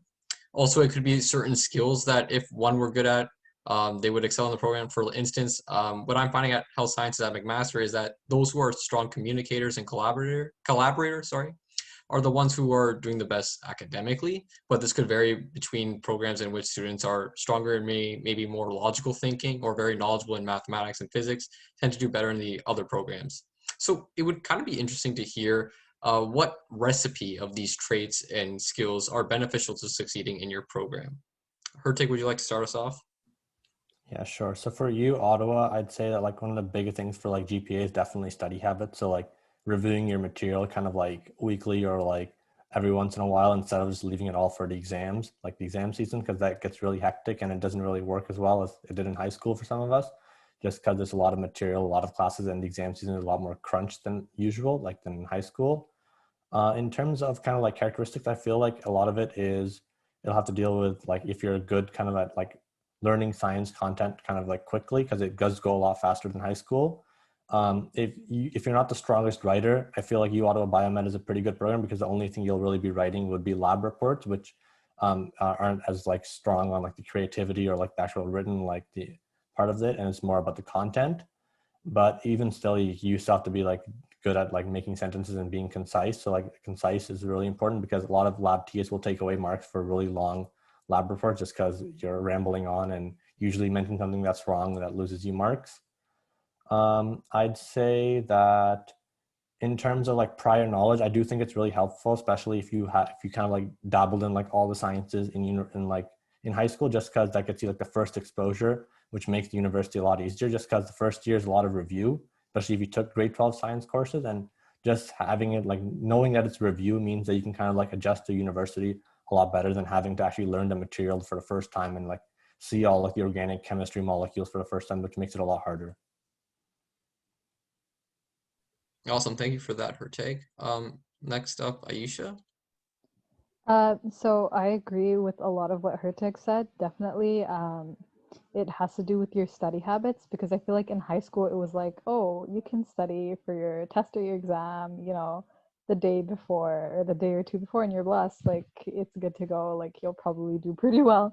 But definitely an exam, what you need to get used to with university is just that there's a lot of fluctuation in terms of when you're busiest. I feel like what you're not used to in high school, it's like, oh, you'll have a test in this course like 1 week, but then in another course you'll have it like next week. So then you're only worrying about one thing per week. But in university, you're going to be hit with everything like 1 week. Like you'll probably have 2 exams in one day sometimes, and then an exam the day after. So a lot of it is definitely time management skills. So if that's something that you're already used to in high school, that's a big one that you learn after first year. So if you feel like your marks tank in first year, first semester, honestly, it happens to the best of us. Like no matter how prepared you try to be, it's a whole new situation. And just, I feel like a lot of first year is learning how to study like for university, because for me personally, I did change my study habits a lot compared to high school. And just like, so if your GPA, you feel like you don't have the best GPA after first year, like that's totally okay. Like you'll definitely adjust once you go to second year and third year. So in first year, I would say obtaining a high GPA in general in the life sci program, regardless of what, because it is general in first year, it is harder. Not because the courses you take specifically are that difficult, it's just that you have to adjust with being a university student, which makes it hard. So I would definitely say time management is a big one. I feel like a lot of the times we think, oh, if you go to class and you have your notes, you know, you're good to go. But it's just like a big thing that I learned in university was doing past tests. So if you can get a past test and it's written by the same professor, like it really gives you an idea of kind of how you're going to be tested, because some courses might be like more tricky, like application based, whereas some will be like, oh, whatever's on the slide, if you memorize it and you regurgitate on the exam, you're good. But other times you actually have to like apply the knowledge. So learning how you're going to be tested is a big thing. So if your prof offers exam questions or practice questions, that's like really important, I would say, because it's a good way to test your knowledge as opposed to just memorizing and sitting there and staring at your lecture notes trying to, you know, memorize them word for word in your head. That doesn't really work all the time. It works sometimes, but not all the time. And I feel like that's a big thing you learn in university.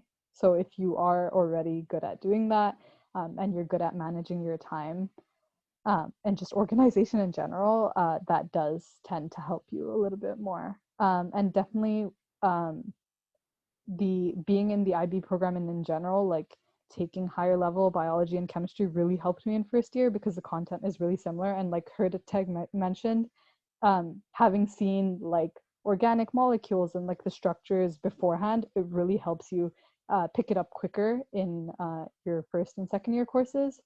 Because for some people, it might be their first time taking chemistry. Like, believe it or not, some people have not taken science courses in high school and they're taking them for the first time in university, and it's definitely a lot harder for them as opposed to people who've taken biology and chemistry and physics in high school. Yeah, for sure. Okay, so let's move on to Allie.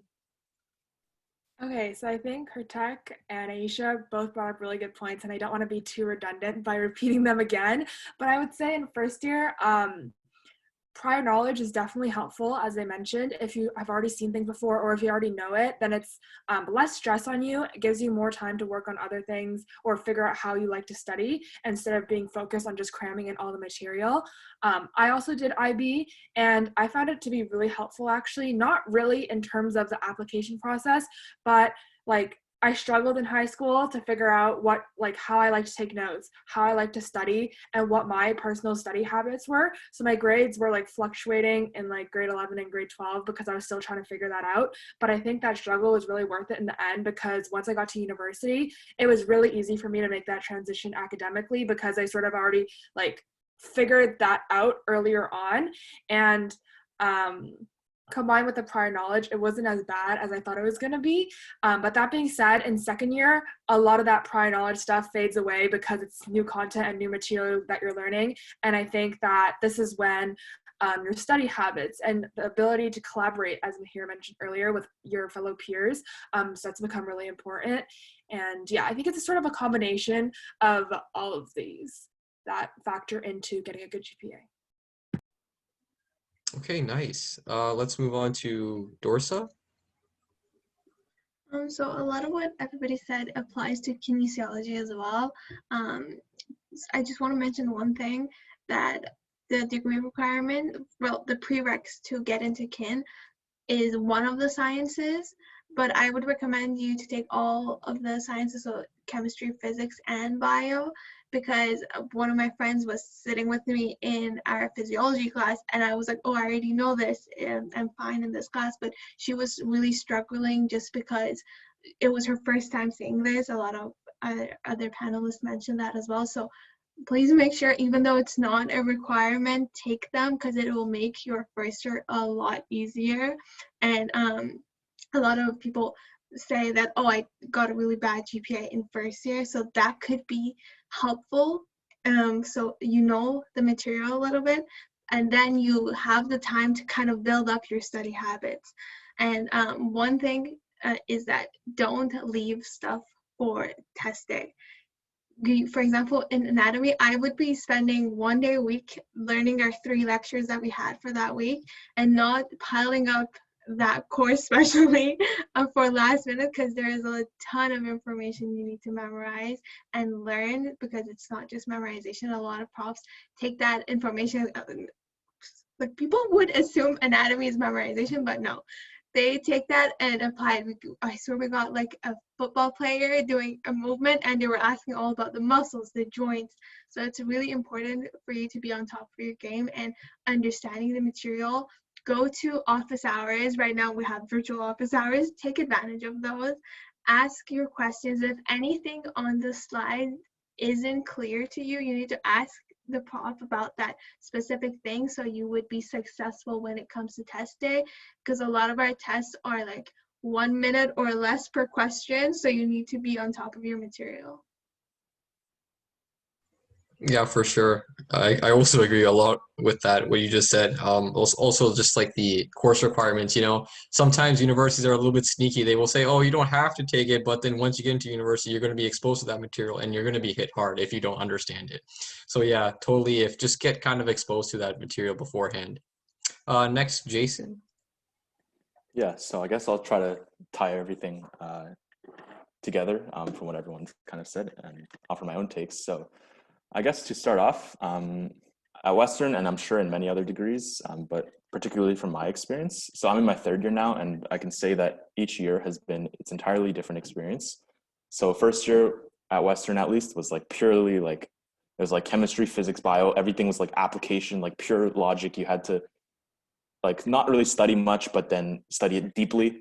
Second year, they kind of just flipped the script and it was all memory with a very shallow understanding. And now in 3rd year, it's all just writing and critical thinking. So it's been quite different. And I would say, at least at Western, the indicator of success is kind of not really any of these individual things. And there's kind of a little bit of everything in the degree.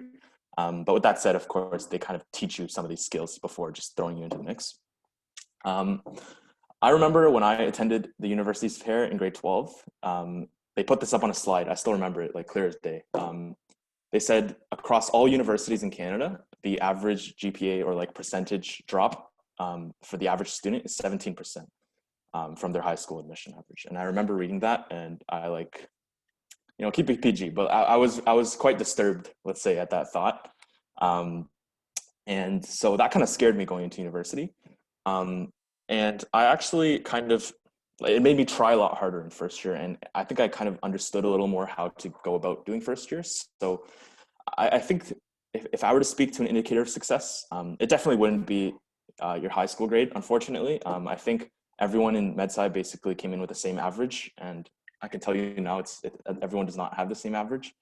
I actually work with the first year biology professor for MedSci to run the course. And we analyzed some of the grades and stuff, and it actually seems, so the average final grade was somewhere in the mid to low 70s, which is pretty typical of first year courses. I'm sure some of the other panelists would agree there.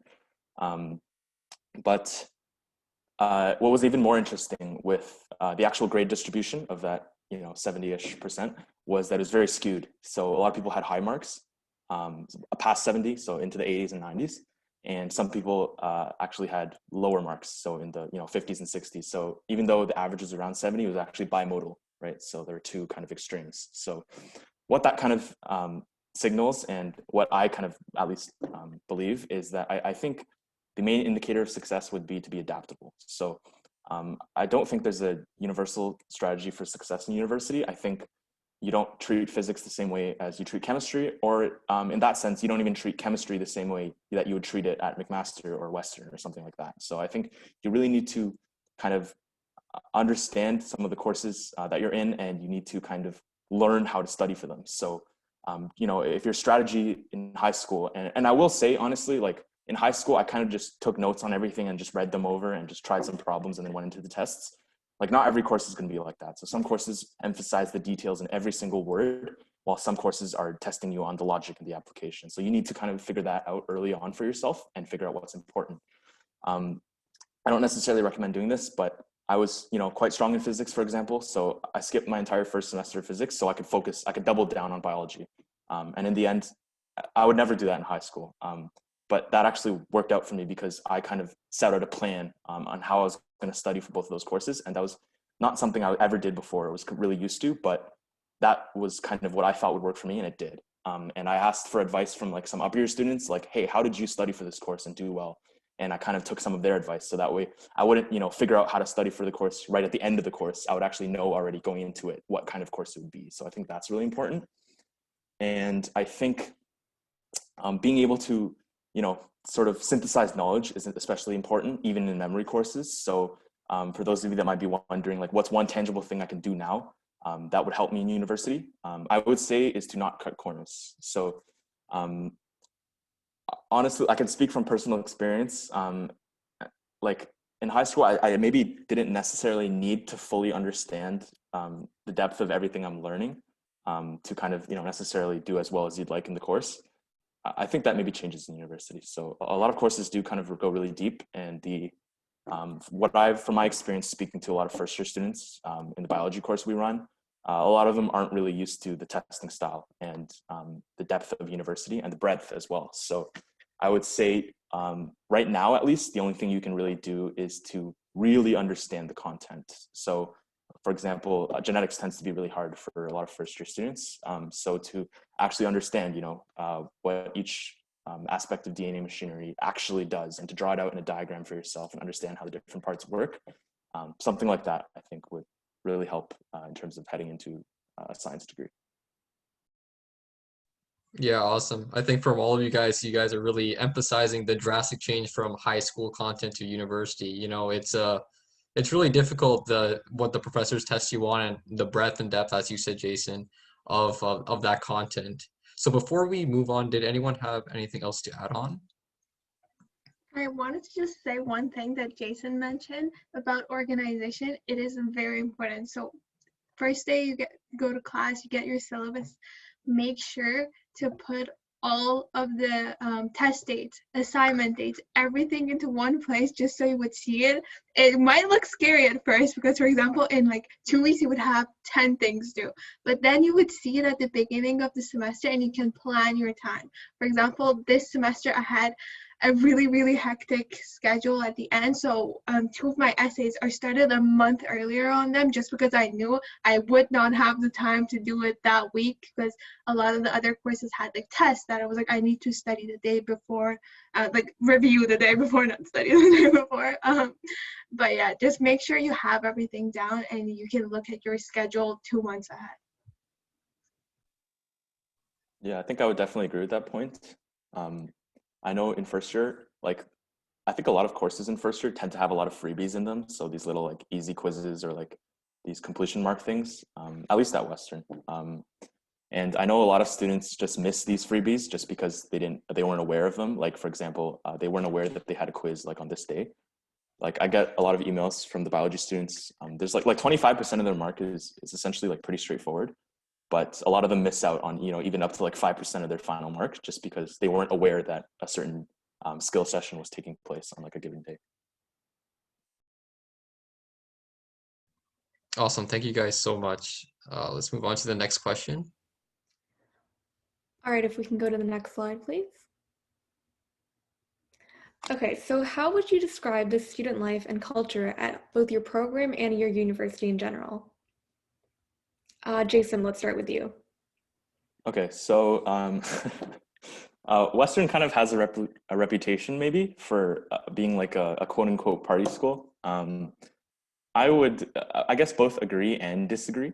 So I partake in the social life at Western, I guess. I don't know how to put that, but I would say if I could redefine Western's culture, I would call it social. So I really do think that Western brings you out of your shell. And I think one way or another, however you want to pursue your university experience, there's going to be a community that welcomes you to do that. So people do, as in a general sense, when they come to Western, tend to be a little more outgoing and social. That tends to be the culture here. So like I said, we have a whole Facebook group where people just, ask each other questions about courses or say, oh, how's this professor? How's this course? Or even things like, what do you guys think the best shawarma place is at Western? Like these random, random memes and stuff. So I really do think that it's a really welcoming and positive environment here at Western. And honestly, in high school, I didn't care, right, about these things. I kind of just said, oh, well, which program, and this might be you, in your head right now, but I was like, which program has the highest admission average? which program is the most prestigious, you know, which program offers me the best job employment. And yes, these are definitely important factors. But right now, honestly, if I could go back in time, I would tell myself to do a little more research into the student life and culture there. So that's, you know, things like socializing, like how easy it is to make friends, residence life, as well as, you know, how to kind of just be a student at Western. Because these, honestly, like, I know like mental health is kind of something that people don't really focus on. And I never really understood the true meaning of it until I got to university. And I think first year is a really tough adjustment. Like seriously, in the 18 years before first year, I think like you could cram those 18 years into the wild ride that was first year. And I think that if I didn't have such a community there to support me, I don't think I would have transitioned as well. With that said, again, there's a bunch of things that promote this kind of environment. So there's, you know, all the clubs we have, the student forum, but also even the residence life at Western. So if that's something that ends up happening next year, I'm not too sure. The, you know, people in residence everyone just leaves their doors open on the floor, and you can basically walk into any room you want and kind of strike a conversation. And people tend to be really close with their floors, and they make groups of friends, and they like find houses. And even the house I'm living in right now is just a group of my housemates that I met in first year. And like my girlfriend now even was on my floor in first year. And so that was how we met. So. Yeah, I think that's really interesting. I think one of the points you brought up are honestly just what I'm doing right now and all my friends. We just kind of think about the admissions average, then we're like, okay, let's see where I am for that and just apply. But yeah, I think that's something that's really important to consider. All right, so let's move on to Dorsa. So one thing that is a con of York is it being a commuter school. It is it lives up to the name of being a commuter school because a lot of people finish their classes and just leave, like, go home. So it falls on the student to find friends, find clubs that they're interested in. It is more difficult when it is a commuter school and there is not as big of a residence culture there, because we do have some, but it's not as big as some of the other universities. So if you want to basically have a good social life, you have to take that initiative yourself of finding people of similar interests, that be in class, like people around you, or in your college, in the clubs, all the little things and the little spots where you can meet people and basically talk about what you're doing right now, what you want to do after. There is a lot of specific things that you can look out for, but it does fall on the student a little bit more. So just a little thing you have to keep in mind. But other than that, I wanted to talk about specifically kin. Our program is very welcoming. From day one, you feel like a family there. We have like a kinesiology organization where all the students are basically connected to each other, and you can build a really good group of friends in kin, but it might be harder to find friends outside of kin. That's really interesting. All right, if we can go to Allie. Yeah, for sure. So I also really like the point that Jason brought up.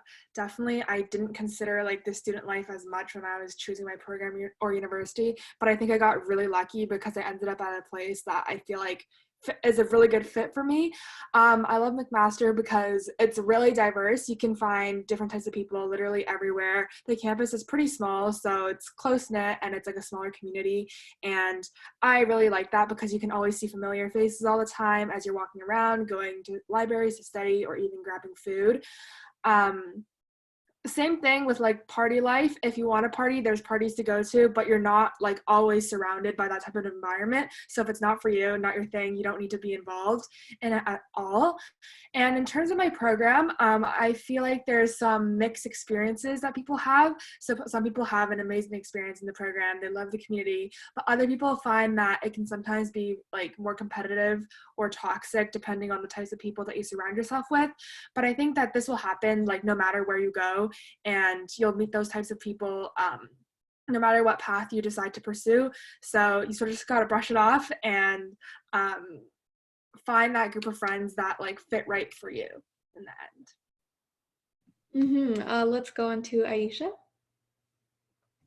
So I would have to agree with Dorsa that UofT does have like a like they have a residence life, but a lot of the students there are commuters. So people, the same thing here, like people tend to just go home. I don't think, other than like people that are part of like fraternities or sororities, I don't think that there are like more general parties. So UofT is definitely not a party school. Um, but some of the ways that I've made most of my friends, because I also don't live on residence, so I'm not really familiar with that aspect of UofT. But um, as a commuter, personally, for me, how I made majority of my friends was through joining clubs. So that was like I'm a part of clubs that are specific to my program, but also like cultural clubs. So I'm a part of the Muslim Students Association.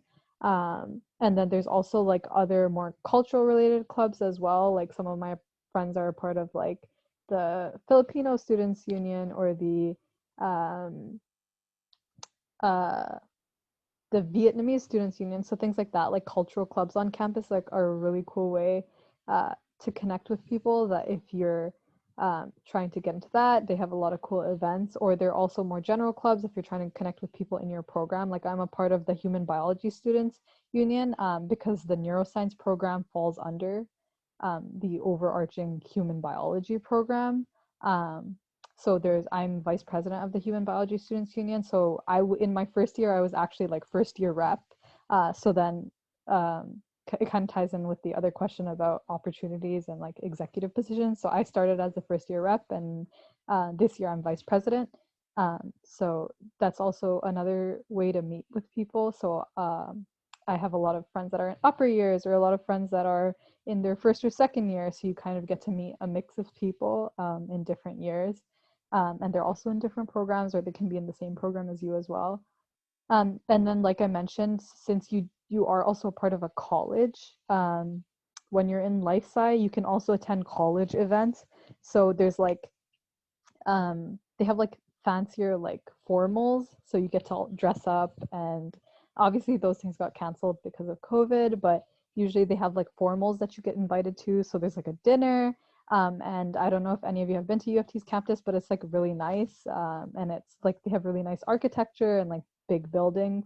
So the banquets there make you seem like you're in like the medieval times kind of thing. And a lot of them tend to be themed.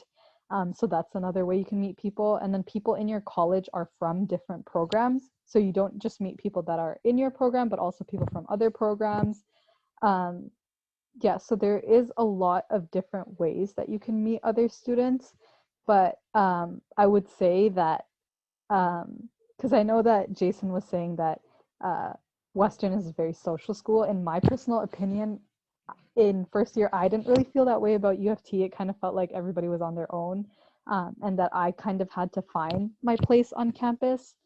Or maybe that's just my experience as a commuter student, I guess. But definitely you do have to kind of go out of your comfort zone a little bit, but I think you kind of have to do that in general with being in university, especially if you're not coming with students from your high school. But yeah, definitely it's like you have to kind of find what your interests are, and then going out of your way to join those clubs or make those experiences where you meet with people that also share similar interests. That's really interesting. And all right, lastly, we can go to Hertek. Yeah, so I guess uOttawa is, in my opinion, like really laid back in terms of like the culture and the community there, just because there's no one's ever going to be like in your face about like coming to a party or joining a club, but like everything is there, it's happening, and like it's really easy to find like the different groups that you think you'd like to join, or like the parties you'd like to go to. So it's really easy to kind of like meet people that like share the same interests as you, which makes it really easy to make friends. Because like I made a lot of friends through the various clubs and like events that I went to, and it's just that makes it really easy to kind of join the social life of the school. And then like uOttawa's in the middle of like downtown Ottawa, so it's pretty easy to kind of get anywhere you want to like try out the other activities happening in the city, and like we're right on the O train line, so it's really quick to move around the city. And then even though we are a commuter school, a lot of people will stay like late into the night to kind of like attend different events that are like our student unions putting on, because like the Science Student Association is really good at like sending out like monthly emails with like different events that they're hosting to kind of like for all the science students to kind of get together and like interact and kind of enjoy ourselves. So it's like it's a really nice kind of close-knit culture, and especially within the science faculty, because like all of our classes are kind of in the same area of the school, so we all kind of bump into each other a lot. And just before we move on to the next question, do any of you have something to add? All right, I think we can go to our last question then. Okay, so we've kind of touched on this a little bit with some of the answers that some of our panelists have provided, but we can get into a little bit more detail. So what was something you wish you knew about your program before starting it? Did some of your expectations or initial perceptions change? And what advice do you have for incoming students? So something common for many incoming students, such as myself, was that their expectations of university and the program they were applying for was nothing like they had imagined based off their experience in high school. So some students will say it's the course load, like you guys have mentioned, the type of content you're learning. For me, it was the unique teaching style in some of the courses. So what were some of the aspects of your program that you would have liked to know beforehand to give you a more accurate perception of what you're getting into? Hertek? Yeah, so I guess for uOttawa, it's kind of like the fact that labs aren't like a part of the class, and it's kind of like labs are a separate thing. You kind of like block out the time, like it's in your schedule. It's an extra 3 hours kind of per lab, and that takes up a lot of time, especially with the report writing. Because I know like every time I started my first semester, I kind of blocked out my time, kind of like related to all the studying for my classes. And as soon as the lab reports hit, that kind of took up a big chunk of my time that wasn't really planned for, and that kind of just threw my whole schedule kind of out of order. And that kind of took a while to get back to. It's kind of like plan out time to write up lab reports, just because they do take longer than you'd think. Another thing I think was something like I kind of felt like my university is going to be like high school, so I kind of tried to like make my schedule. It was like 6 hours a day, kind of Monday to Friday. But then after first semester, I realized that you don't really have to do that anymore. You can kind of like put all your classes in a couple of days and kind of take a few days off, and that felt really nice, especially like in the middle of the week, kind of having like a Tuesday or Wednesday where you don't have to go on campus. It's kind of to yourself. You can kind of take that time to relax with friends, kind of catch up on classes, and it just makes university a lot easier and a lot like more fun, just because you're not always running to class, and it just makes it stress-free. And then I think something that I really found that really helped me, especially for university, was kind of doing all my classes kind of as early as possible, so that you kind of had like a lot of like the later part of the afternoon and the evening kind of free to like study and kind of like just hang out. So it wasn't like you're always like trying to go to the next class. It was like, oh, I'm done after like 2 p.m. Oh, the rest of the day is free. So that was a really nice kind of thing that I wish I knew heading into first semester. Awesome. Let's move on to Ayesha. So for me personally, I wish that I knew, or maybe I guess this is partially my fault, but I wish I kind of had a better idea of like what programs I want to specialize in, because I didn't really know what I wanted to do. And I kind of just took whatever general courses I needed. So I kind of wish that I had planned that ahead of time. So if you are planning to go to UofT, what I recommend is to look at what programs you're planning to specialize in for second year, just so you have an idea of what courses you need, so that you're not taking like additional courses that will just like, you know, lower your GPA. So I wish I did that, because I did end up dropping a course in first year. I ended up taking a course over the summer, but it was just like annoying that I kind of had to do that. So I wish I knew ahead of time what programs I was getting into, just so that I could sort out what courses I was going to take better. But other than that, I like the programs that I'm in now. I've changed my programs, like the combination, a couple of times now. So just some things to be aware of is that you should be looking at whether you want to do, like what combination of courses you want to do. Is there a specific interest you have? Then you should just get into a specialist. It is a lot more courses, so just being aware of that ahead of time. Or if there are two areas of interest you have, you might want to do a double major. Or if you would prefer, if there is like, for me, I'm doing a major in neuroscience with minors in psychology and biology. So before I was doing a double major in psychology and neuroscience. So the reason that I dropped my psychology major to a minor was that the psychology major has a lot of courses that you have to take as part of the requirement. So the requirement for each program that you're in is different. So knowing those ahead of time really helps you plan out your courses. So just doing that ahead of time is like my biggest a piece of advice. But you're also flexible to change that around while you're in university. Like I dropped my psychology major to a minor just this summer, and I'm in third year now. So you do have a lot of flexibility, but making sure you're keeping up with your requirements is another thing. So if you are aware of those things ahead of time, like before you even do course selection for first year, it's always a good idea. Like you just get a head start. Like maybe you don't need to take physics. Maybe you don't need to take like Calc 2, you just need Calc 1, or maybe you don't even need Calc depending on what programs you want to get into. Knowing that ahead of time will not only help your GPA, because then you can just take more electives or other courses you're interested in, but it'll also just give you a better idea of how to organize what courses you're going to take in the future as well. Awesome. Thank you for that, Ayesha. Can we move on to Allie next? Yes, for sure. So I really like the point that Hertek brought up where your schedule is really flexible and it's really up to you to decide when you want to do different things.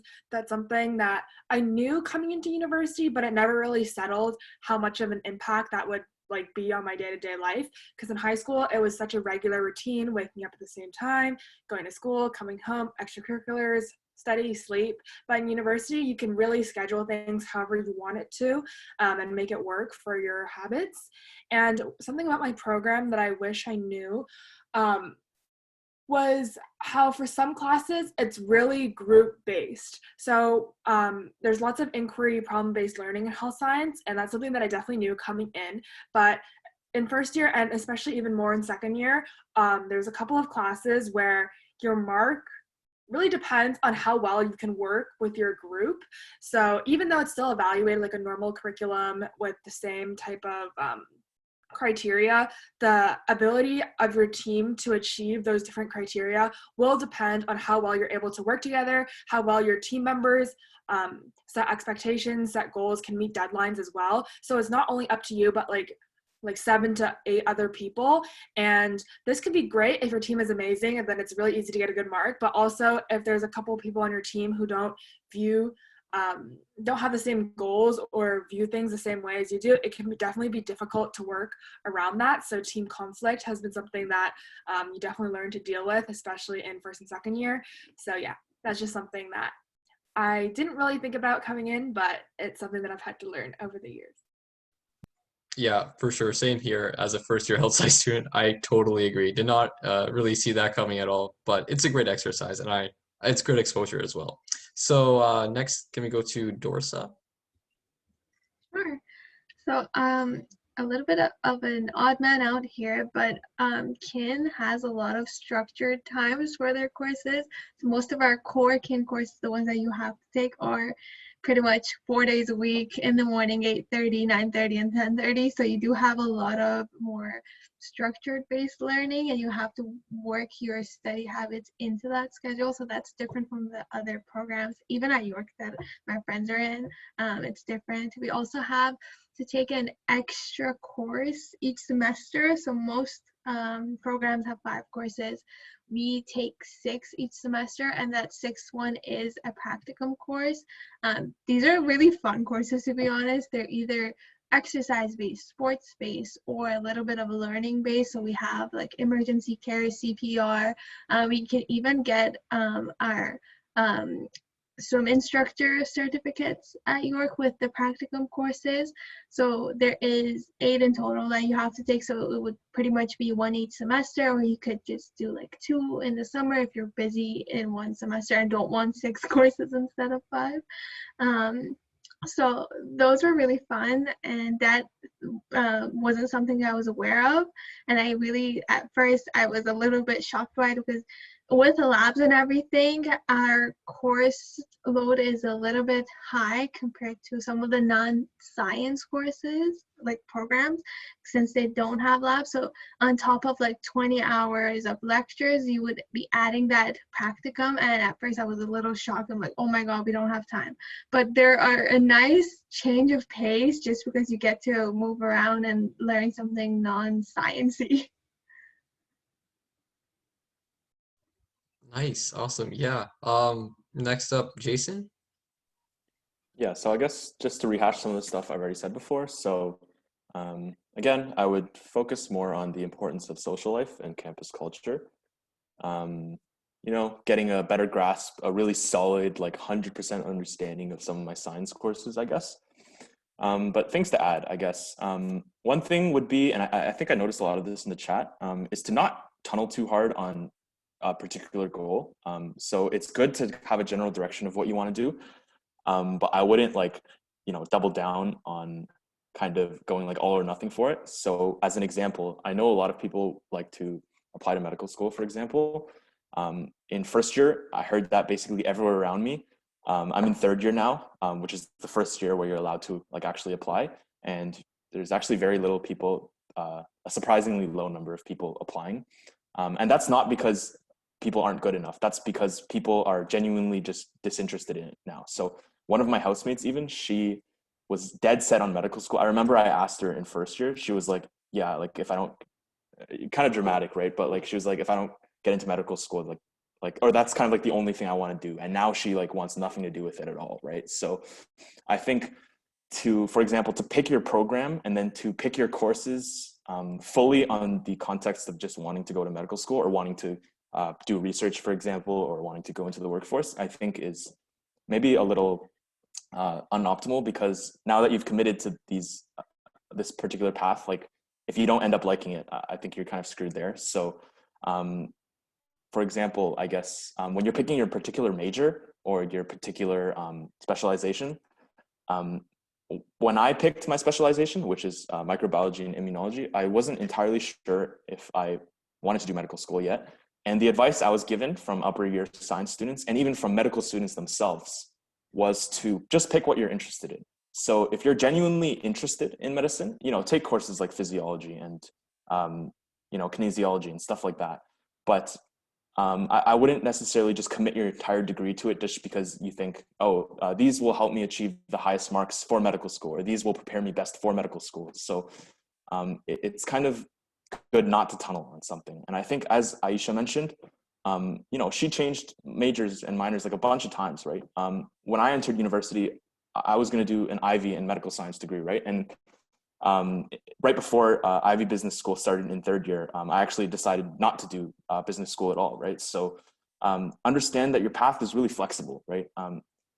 Like there's so many different paths for you to take, and there's so many opportunities for your interests to change. And I think you don't necessarily need to commit to something right away and to focus all your efforts on it. So yeah, I think that would also be a big piece of advice. Another one maybe, just as a final note, would be to not be too scared of university. So I know we kind of sound like we're making a big deal of it. There's all this information to keep in mind. You'll be fine, you know, like think about where you are now. I'm assuming most of you are in grade 12, and think about where you were in grade 9 when you had to transition from, you know, elementary school or middle school to high school. You guys, you know, that was a huge change. Like high school is completely different from, you know, elementary or middle school, but you guys are here now in grade 12, you know, probably pretty successful and, you know, well established now, and you kind of understand how grade 12 works. So just recognize that a similar thing will happen for university, right? You don't know maybe what majors and minors are. You don't know the ins and outs of every program, but that's okay, right? Because when the time comes, you'll kind of come to understand these things. Yeah, thank you for that, Jason. I really like how you're emphasizing more on, it's not to be dead set on a particular avenue. That hence why we had that one question about the potential job prospects. There's so many different avenues that you can potentially take, and it, you know, throughout your university journey, you're going to realize that you like this more than that, and that's completely normal. That's completely fine. That's part of the process. So it's really important to always have an open mind throughout all of university. Okay. All right. So now, oh, sorry, go ahead. All right, perfect. So now we're just gonna go over some of the questions that you guys have had throughout this discussion. So one question is that I saw a lot, I think this is also just a common rumor or assumption. This is mainly for Ayesha. Is it hard to get a high GPA at UofT?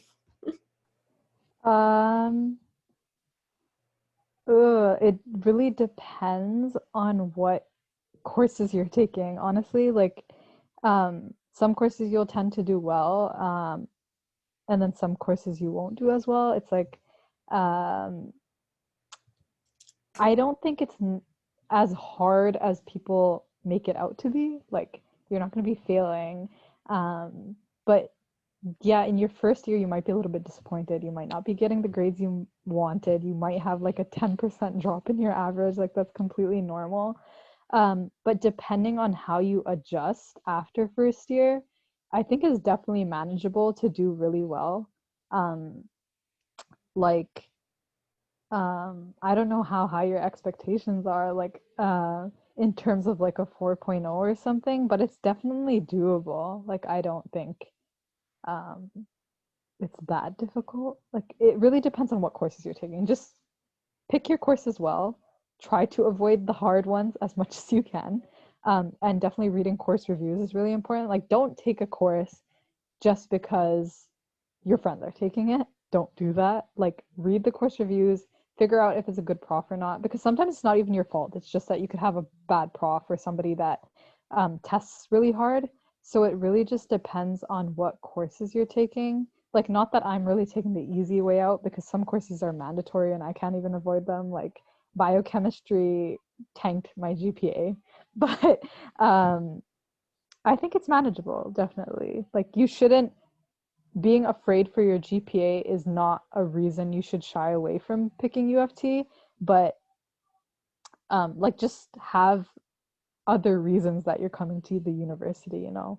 Like Jason mentioned, like, oh, one thing that he felt like he should have thought about was also to consider, like, oh, what's the social life like at the university? So it's like, I guess it's just all based on what courses you pick specifically for your GPA, if that's what you're worried about. But again, if that's a reason why you're not picking UofT, but there's other things that you love about the university, you shouldn't shy away from it.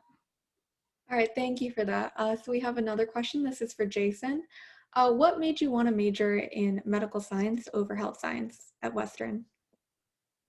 Yeah, for sure.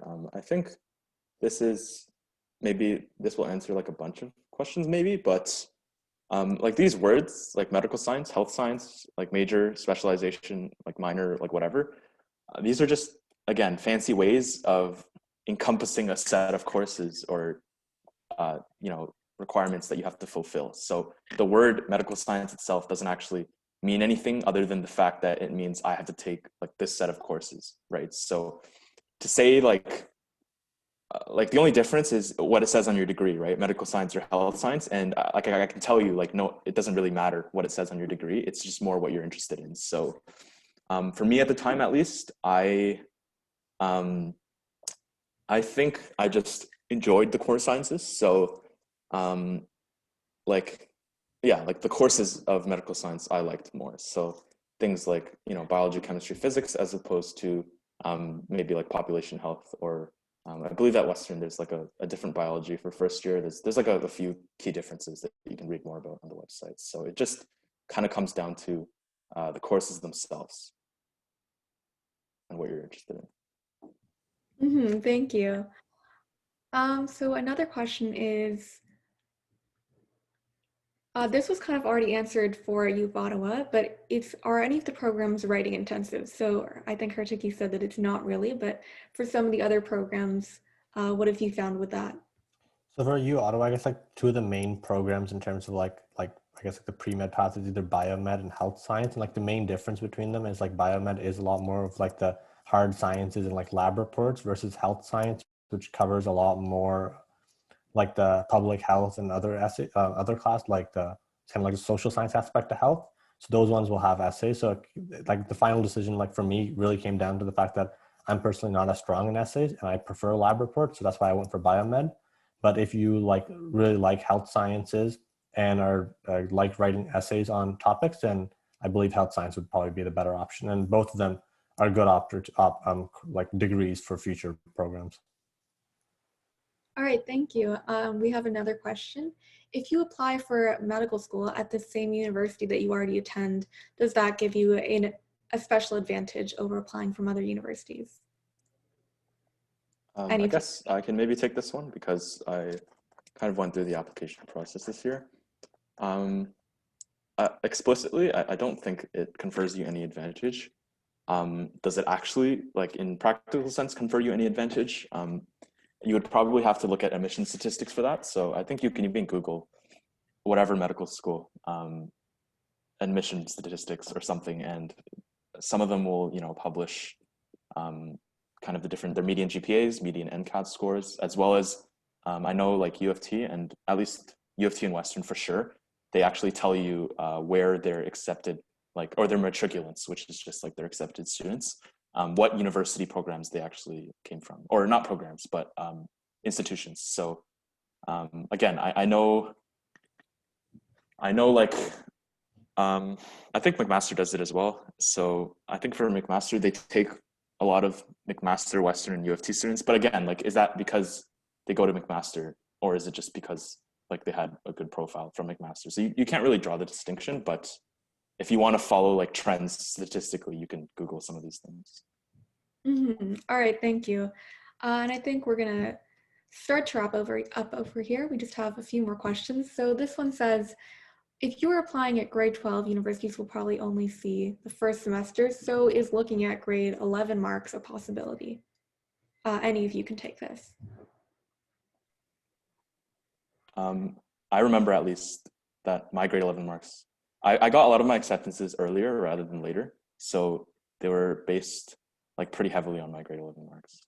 So I don't know if that's changed since then, because I'm in third year, so that was a while ago. But Yeah, I can touch on this as well. So basically for a lot of different programs, there's generally like either rolling admissions, 3 rounds, or all the admissions are sent out in 1 round. So for health science, everything comes out in like late April or early May.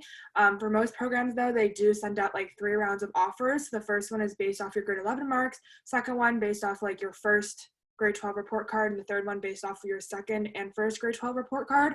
So if your marks weren't that great in grade 11, that's fine. You still have 2 more chances to get an offer. But if your grades were really good in grade 11, that's perfect, because then you have a higher chance of getting an offer right away. All right, thank you so much. I think we are going to wrap up over here. So thank you so much to all of you for joining, and thank you to our amazing panelists. This was such a great discussion. We really hope you all enjoyed and learned something new, and hopefully we're able to get rid of some of the stress that you might have had around university applications and decisions. And additionally, we have a feedback form in the chat that I can just post again right now. And we would love if you could all fill that out. Oh yeah, Penny's just posted it. That's our CEO. Thank you so much. And yeah, it would be really great if you could fill that out. If we could go to the next slide of this presentation. Could we go to the next slide, please? All right, so make sure to check out our Instagram. I'm sure most of you know, but it's at SciMed in Action, because we've got a lot more cool events in store for you this year. And once again, thank you so much to our panelists. This was so amazing. And thank you to all of you for joining us today. So we hope you all have an amazing rest of your day. And thank you so much, everyone. As well, just to quickly interrupt here, in case you had a question that you really wanted to ask, but we didn't get a chance to answer it, you can DM us on our Instagram page, and we'll try to get back to you on that, and also maybe consult some of the panelists if they're very specific questions. So in case of some of your questions weren't necessarily addressed, we would do our best to help provide some answers for them. And that's all. Thank you so much, everyone.